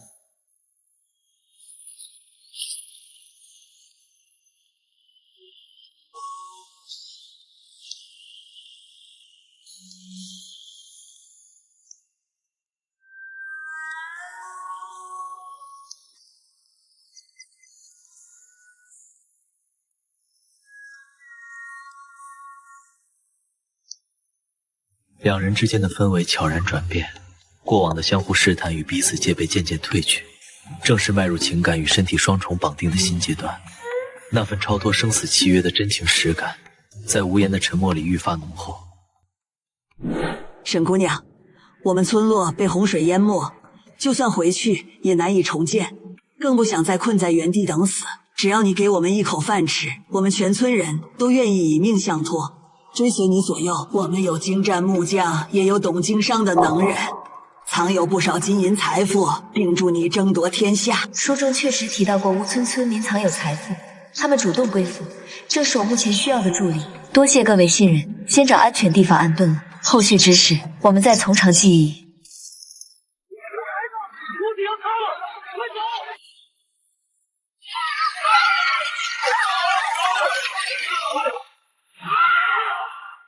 刚建立的信任与归附局面瞬间被打破，所有人都被这突如其来的变故笼罩在未知恐惧中，一场新的生存危机正悄然降临。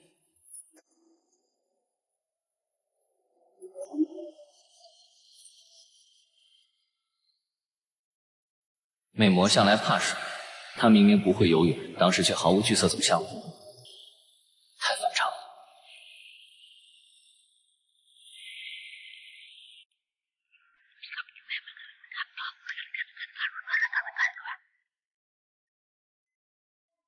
我会带领大家建造一座坚固的城池，你依旧是城主。外界74岁的女子都能赚大钱，身边围绕着美男子。你正值壮年，难道不想成就一番大业，体验不一样的生活？好。咱们好几次，凭什么不信他？沈姑娘是我们全村的救命恩人，村长肯定和她达成了对我们有利的协议。我们的村落没了，男人没了依靠，只有依附沈姑娘才能生存下去。我不赞同，他治病用针扎人，这是对身体发肤受之父母的亵渎，更是对我们男人的羞辱。这样的人怎么值得我们依附？别吵了，先想想该怎么办。救过咱们好几次，凭什么不信他？救人是他，害人也可能是他。先听他解释再说吧。都住口！沈姑娘是我们的救命恩人，没有他，我们很多人都活不到现在。麻子，你不知感恩也就罢了，还在这里挑拨离间。若是觉得沈姑娘不妥，你可以离开。吴村容不下忘恩负义之人。根深蒂固的男从女理念束缚着麻子，再加上村长威严慑人，纵有不甘，他也没了反驳的勇气。村长的态度彻底震慑了众人，原本摇摆的心思归于一致，归附沈星辰的共识就此筑牢。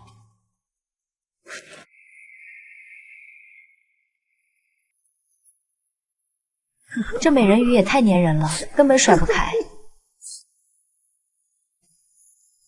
正好趁此机会，把叶全渊他们叫来，一边商议建成的事，一边也想办法解决他粘人的麻烦。去通知叶全渊、楚思玉和冷艳。是。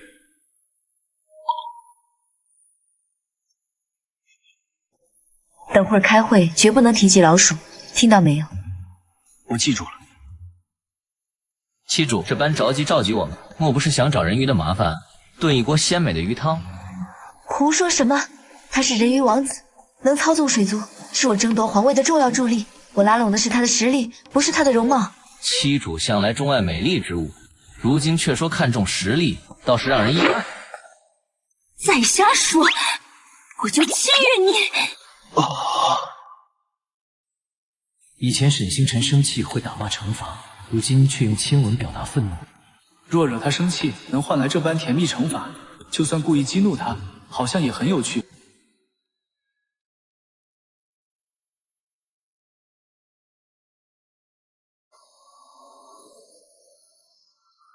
果然没错，冷艳分明对七主动情了，只是他自己还未察觉。七主特意带我们来此，想必有重要事商议，不知是关于人鱼，还是后续的打算。我已和村长商定，接下来将带领村民寻找新家园，构建一座新村落。楚思玉，你不仅是花朝顶尖药师，更是百年难遇的治国人才。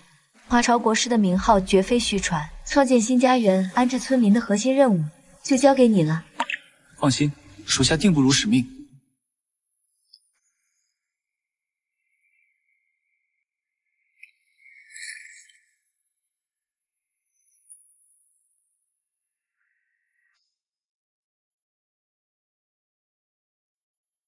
七主竟有如此构想，实在厉害。确实很不错，布局合理，兼顾了居住与生存。七主，这是否就是你对新村落的构想？选址可有初步打算？建成需平整土地，附近唯有被淹没的乌村地势开阔，清理后便可使用。五村旧址易遭水患，非长久之计。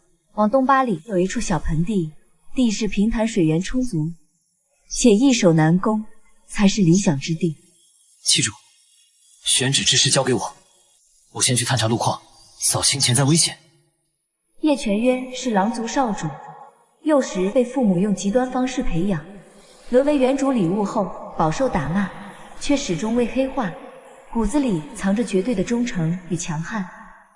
不必急于探查，你的核心任务是保护好自己的安全。谁敢伤七主分毫，须先从我身上踏过。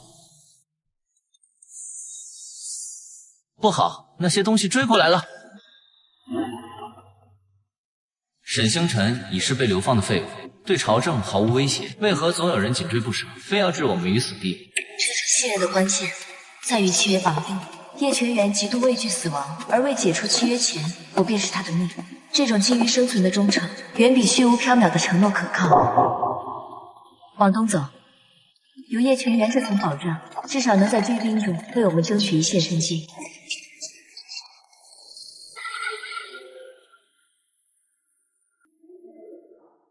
星辰，你怎能如此糊涂？当年你为我舍命挡险，说过此生唯我不嫁，如今却躺在别的男人怀里，何其不洁！不过念在旧情，我可以给你一次机会。归顺二皇女，我认你当妻主，往后你做逍遥王爷，我陪你游山玩水，不比跟着这群亡命之徒强。放我下来，有我在，定保你安然无恙。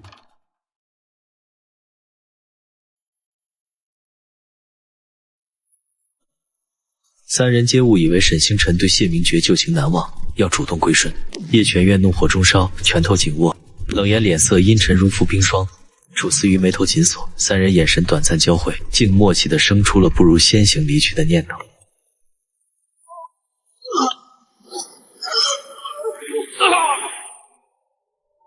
忘了上次我让你滚的警告，还敢来纠缠？沈星辰，我是以二皇女的名义邀你回去，你别不识好歹！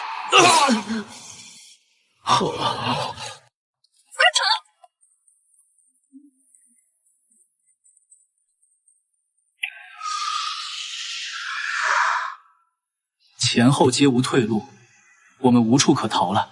都给我抓活的！我要让他付出代价！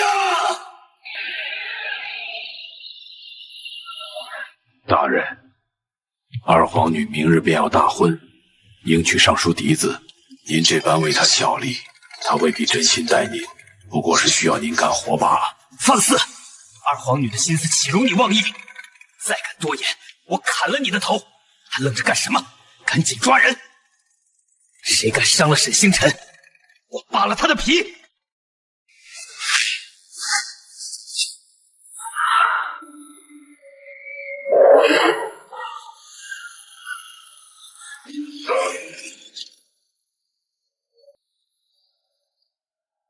谢明觉对二皇女的盲目依附，也悄然暴露了这群追兵背后真正的主使，正是二皇女。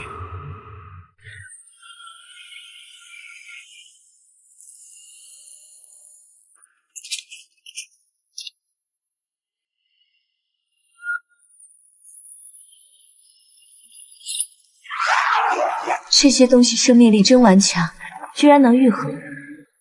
和山谷里淹死的怪物不一样，难道是新批次的敌人？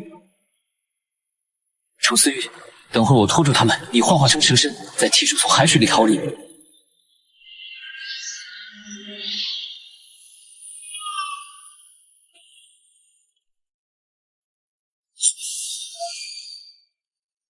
该死！狼族天生怕水，海水里我无法完整幻化。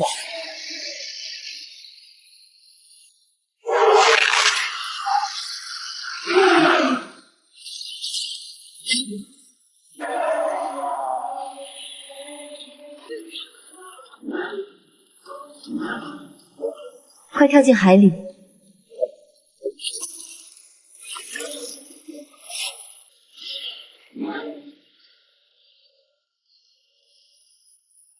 楚思雨是蛇类，肯定擅长游泳。等稳住身形，我们就能趁机突围。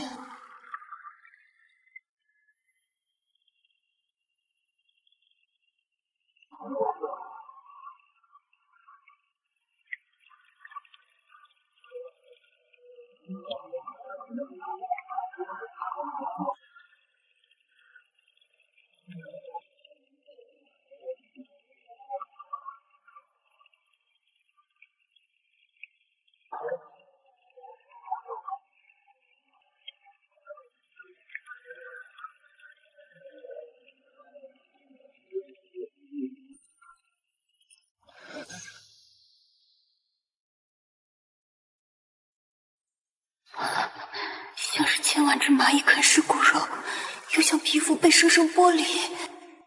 难道我落入谢明觉手中了？书中我被千刀万剐的结局不会要应验了吧？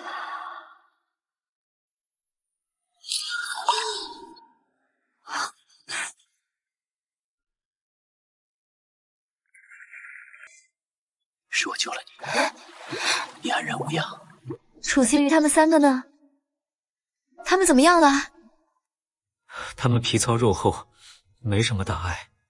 倒是我为了救你们，累得够呛。哎，我用鱼尾拖拽你们4个在海洋前行，鳞片都快脱落完了，你还死死拽着我的鳞片，扣落了好多。原来刚才的剧痛不是我自己受伤，是他掰我手时的牵扯痛，真是太丢人了。这里是墨玉的专属领地，藏于深海秘境之中，隐秘而安全。只要你留在这里，无人敢冒犯。安心放松就好。你醒来就只关心那3位夫君，都不问问我的情况。我本只想救你，是你死死拽着他们，我才顺带把他们一起救下来。他们3个人的奇丑，根本配不上你。我叫墨玉，你以后叫我阿玉就好。你一直盯着我看，我身上好热，你摸摸就凉快了。我想成为你的男人，我救了你，你以身相许好不好？这番大胆炽热的求爱，让沈星辰陷入两难。一边是魅魔体质难以抑制的本能渴望，一边是对这份突如其来情感的迟疑。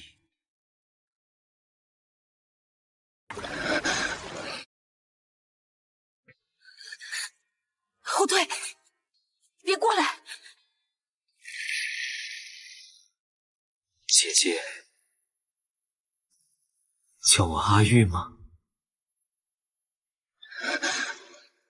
我想扑倒他，怎么办？我好像控制不了自己了。这美人鱼向来扮猪吃老虎，表面和蔼无害，实则心狠手辣，对待敌人从不留情，甚至会将其彻底吞噬。若顺从本能，日后必遭杀身之祸。我救他本就是为了让他投降，并非动情，绝不能糊涂。姐姐是厌弃我了吗？若是这样，我便撕了这张脸，画一张姐姐喜欢的。别碰自己，我没有厌倦你。他的疯批属性比冷艳还深，既是对自己，对他人都很辣的病娇性子。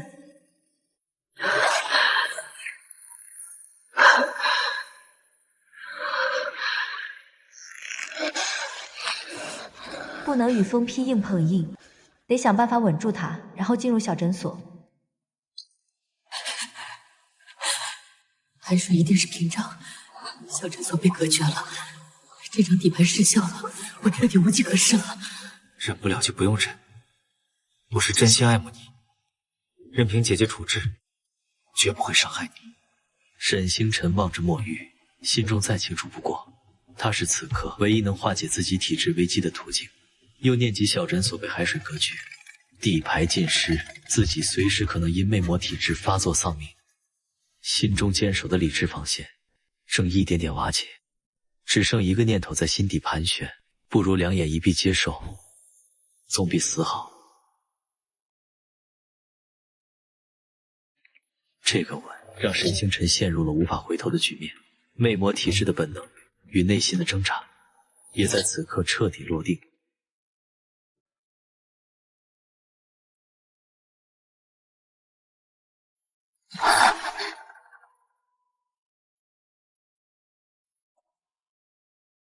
怎么办？控制不住了，魅魔本能彻底占了上风。姐姐，你真的好美，美得让我无法自控。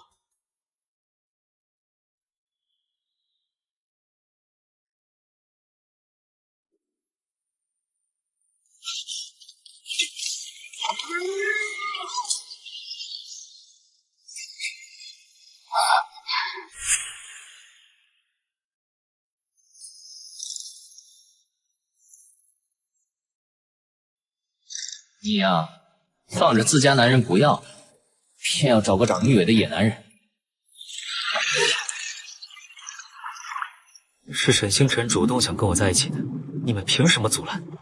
难道连他选自己喜欢的人的权利都要剥夺吗？陆地上本就不与水族结亲，你速速离开。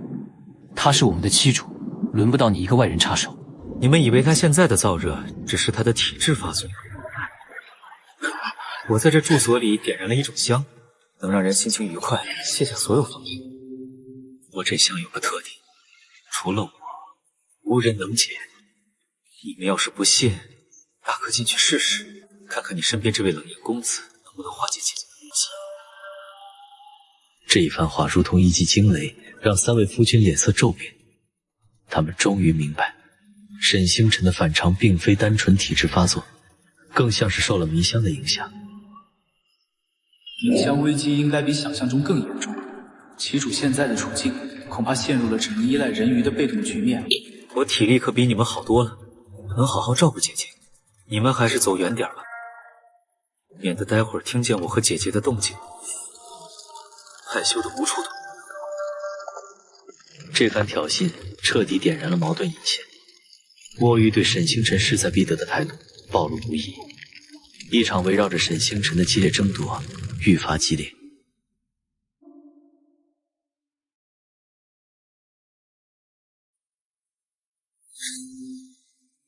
沈星辰不见了，他不在蚌里。你少在这里装模作样，肯定是你把他藏起来了吧？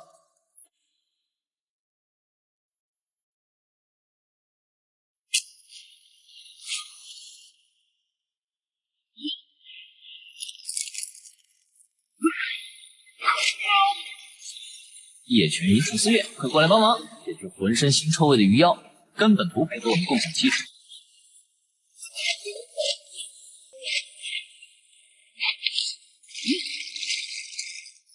深海是墨玉的主场，陆地出身的冷焰与叶群渊战力被大幅削弱，其威力大大折扣。而墨玉的招式而且是深海之力，威力更甚。此刻楚思玉隐藏的秘密悄然揭开，他从未与沈星辰签订灵魂契约，留在他身边并非出于忠诚，而是基于他顶级魅魔的体质，企图将其炼成魅影丹药，借此实现称霸大陆的野心。而他库洛族族长的真实身份也在这一刻暴露无遗。别打了，你们要是不信，就去亲自确认。再浪费时间，沈星辰可能就彻底失踪了。谢明觉得追兵中不乏螃蟹，大虾等水生怪物，说不定是他们趁乱潜入，把星辰绑架了。好，我就信你这一次。若找不到星辰，我定不饶你。这大蚌四周密不透风，外壳硬得离谱。唯一入口附近还有我们4人看守，既没异物闯入的痕迹，也没有沈星辰强行离开的印记。他怎么就凭空消失了？这根本不合常理。根本没有沈星辰的踪迹，一定是你把他藏起来了。说，你到底有什么目的？是不是伤害了妻主？我真心喜欢漂亮姐姐，绝不可能伤害她。不知道她为什么会不见。你只是一条鱼，根本不是人，谁知道你安的什么坏心思？就在二人剑拔弩张之际，一旁的楚思玉始终双手负后，静力观察。他早已从墨玉身上捕捉到若有若无的同族气息，再联想到用魅魔炼药是库洛族机密的族规，心中对墨玉的身份生出极大怀疑。难道他也是库洛族人？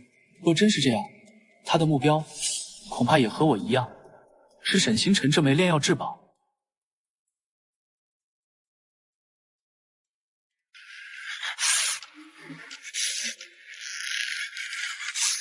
满嘴胡言，快说，沈星辰到底在哪里？我说我现在就掐死你！冷艳，住手！再冲动下去，妻主可能只剩一堆白骨。楚思玉虽心怀炼药的阴谋，但此刻找到沈星辰的目标与众人一致，暂时成为引导局势的主导者。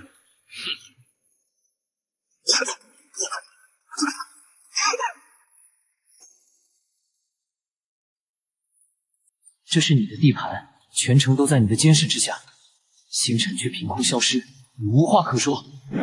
在自己严密掌控的深海领地丢了人，既是对墨玉深海霸主权威的公然挑衅，更让他颜面尽失。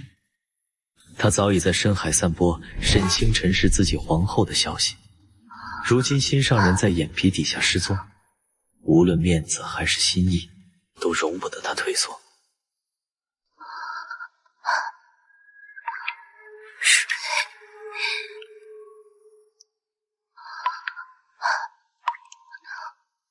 姐姐，你看看你现在这副模样，真是让我心疼不已。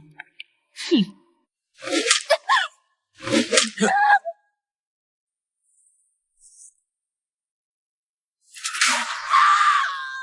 姐姐活得这么痛苦，不如我送你归西，一了百了，也算是成全姐妹情分。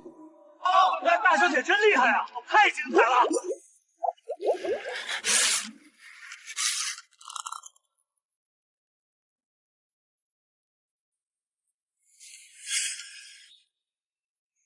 必须抢先一步夺回沈星辰。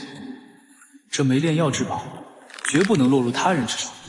墨雨抬手结印，调动深海所有势力，对秘境及周边海域展开全方位排查，搜寻线索。四人虽各怀心思，彼此戒备，但找到沈星辰成为当下唯一的共识。临时结成了脆弱而危险的同盟，所有注意力都聚焦在寻找沈星辰的下落上。姐姐哭起来真惹人疼，罢了，今日便饶你性命。不过，你勾引我那3位夫君的账可没算。等日后我成婚，我定要当着你的面，与我的夫君们好好恩爱，让你看看什么才是真正的郎情妾意。心肠如此歹毒，根本不配当这书中女主。此仇不报，我誓不为人。二皇女，大事不好了，有紧急要事需你即刻处理。哼。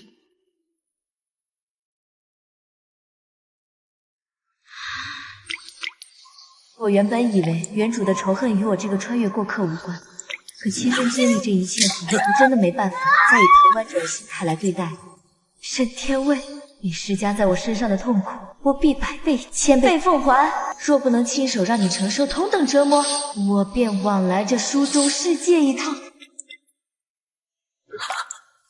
沈天威的钥匙。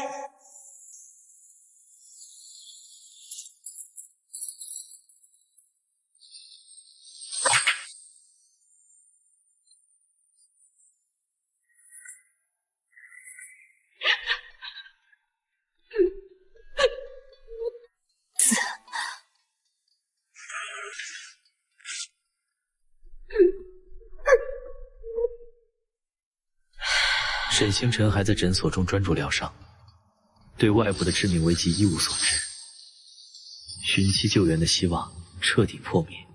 他的穿书之旅从孤身面对的个人绝境，陡然升级为团队团灭的生死困局。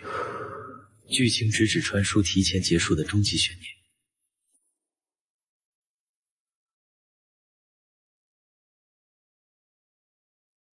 真是没想到，你们竟对一个废除的皇太女死心塌地。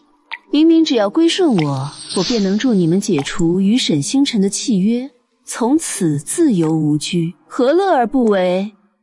我本已特意传递消息，给过你们机会，可你们偏偏不识趣，非要我亲自出手捉拿，倒是让我刮目相看。这倒是有趣。一条人鱼竟也这般头脑简单，与沈星辰相识不过数日，便甘愿舍命相救，想来是还没领略过他床上的风情，就被迷晕了头吧。不如归顺我，做我的洗脚男婢，日后我高兴了，或许还能赏你几分体面。是你眼瞎，看不出漂亮姐姐的好。沈星辰比你美上100倍，心性更是比你纯良万倍，为他舍弃性命，我心甘情愿，在所不惜。再说，你这般颠倒黑白，不如找楚思玉好好治治你的眼睛，免得日后看错更多事。你是来救我们的，沈星辰在哪里？他已改过自新，并非传闻中那般不堪，还请你放过他。这质地，这含义，和当初穿透我琵琶骨的铁链一模一样。是他，竟然一直是他在背后算计我们。追杀我们的势力，是不是你指使的？你为何前后态度反差如此巨大？我当初巧言令色，不过是为了让你对付沈星辰，你还真以为我看重什么姐妹情，渴望天下太平？哼！醒醒吧，那些全是谎言。哼！给你们以炷香时间考虑，归顺我便能活下去。若执意选择沈星辰，那就只能死路一条。哼，你之所以千方百计针对星辰，不过是因为你处处不如他，嫉妒让你面目全非。给我往死里打，打到他们想清楚为止。沈天威的温婉式假面，帝都神府密室，藏满设计的刑具。夜晚丝毫皆源于此。他视人命为玩物，以施虐为乐。取剔骨刀来，我要亲自剔出他们的骨头。住手！妹妹真是好兴致，独自观赏这般精彩好戏，也不叫上姐姐。放了我的男人，让你的奴才滚远点，我便放你生路。这银针涂有剧毒，稍一用力，你便毒发身亡。银针根本没毒，若他敢赌，我便毫无胜算。星辰，你快走！住口！我既来就没打算独自离开。放了他们，都按他说的做。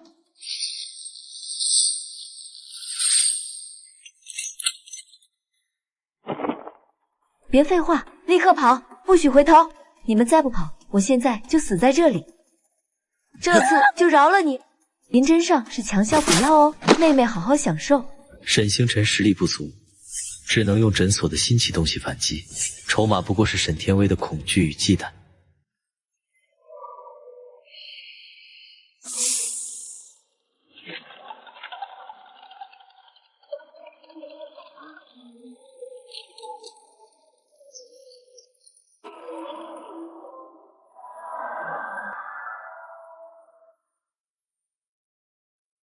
漂亮姐姐，刚才吓坏你了，还以为再也见不到你了。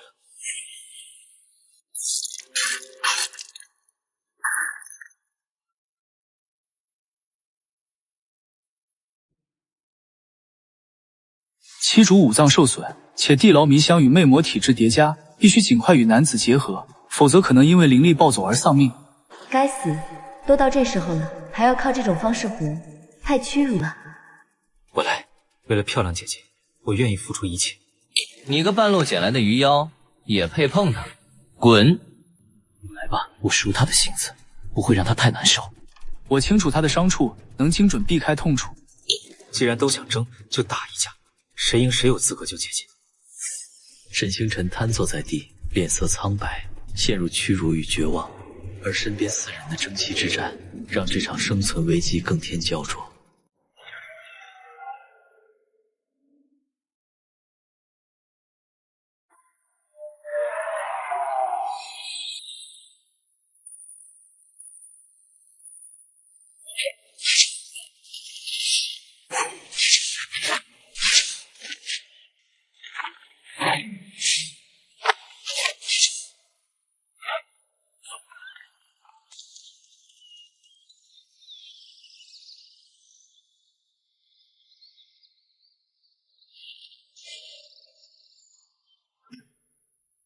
记住，你现在状态危急，我们来帮你。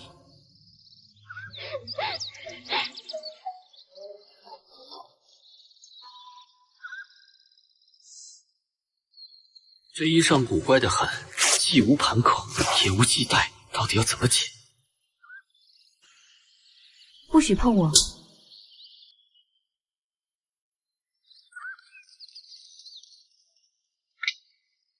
谁敢进来，我就死给谁看！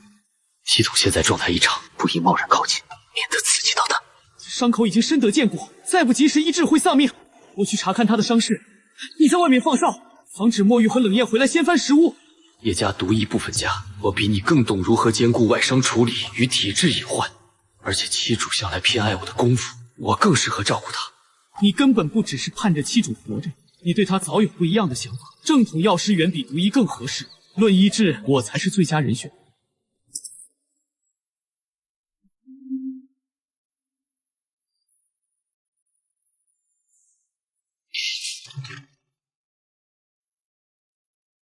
七主，你是不是厌我了？以往你发情，第一个想到的就是我，如今却抖着我，宁愿自己硬扛，也还是不愿让我帮忙。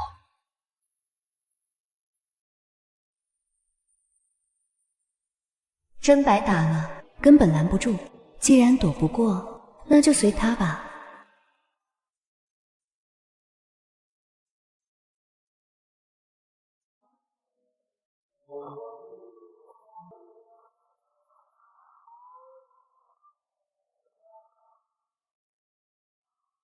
狼果然比狐狸更阴险，竟被他抢先一步，真是会做收渔人之力。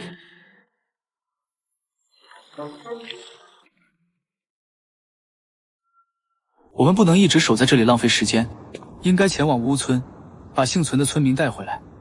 七主要想登上帝位，必须争取民众支持。他此前废黜皇太女的身份，让声名受损。如今唯有协助武村村民重建家园，才能笼络人心。既然要去乌村，顺便把墨玉也带走。人鱼临水难存活，他留在这里只会日渐虚弱。楚思玉对墨玉的生死本就毫不在意，此番独自下山更是另有盘算。他暗自忖度，若墨玉在缺水的山巅撑不住死去，届时便可取其肉充饥。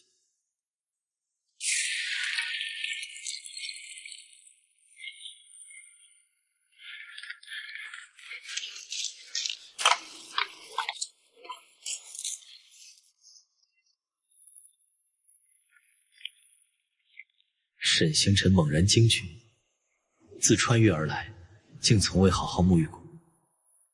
长久积累的污垢与黏腻感缠附周身，让他对一场彻底的洗浴渴望瞬间达到顶点。我感受到附近有水的气息，大概率是天然温泉。我们可以前往温泉边休养，既能清洁身体，也能让七主疗伤。别有用心，分明是想趁机接近七主。从始至终我都对你一心一意，你看不到我为你做的一切吗？为何你总是忽视我的心意，反而对这些外人另眼相看？山巅平台的气氛再度陷入紧张对峙，一边是沈星辰对温泉的迫切渴望，一边是冷烟的委屈控诉，局势再度僵持。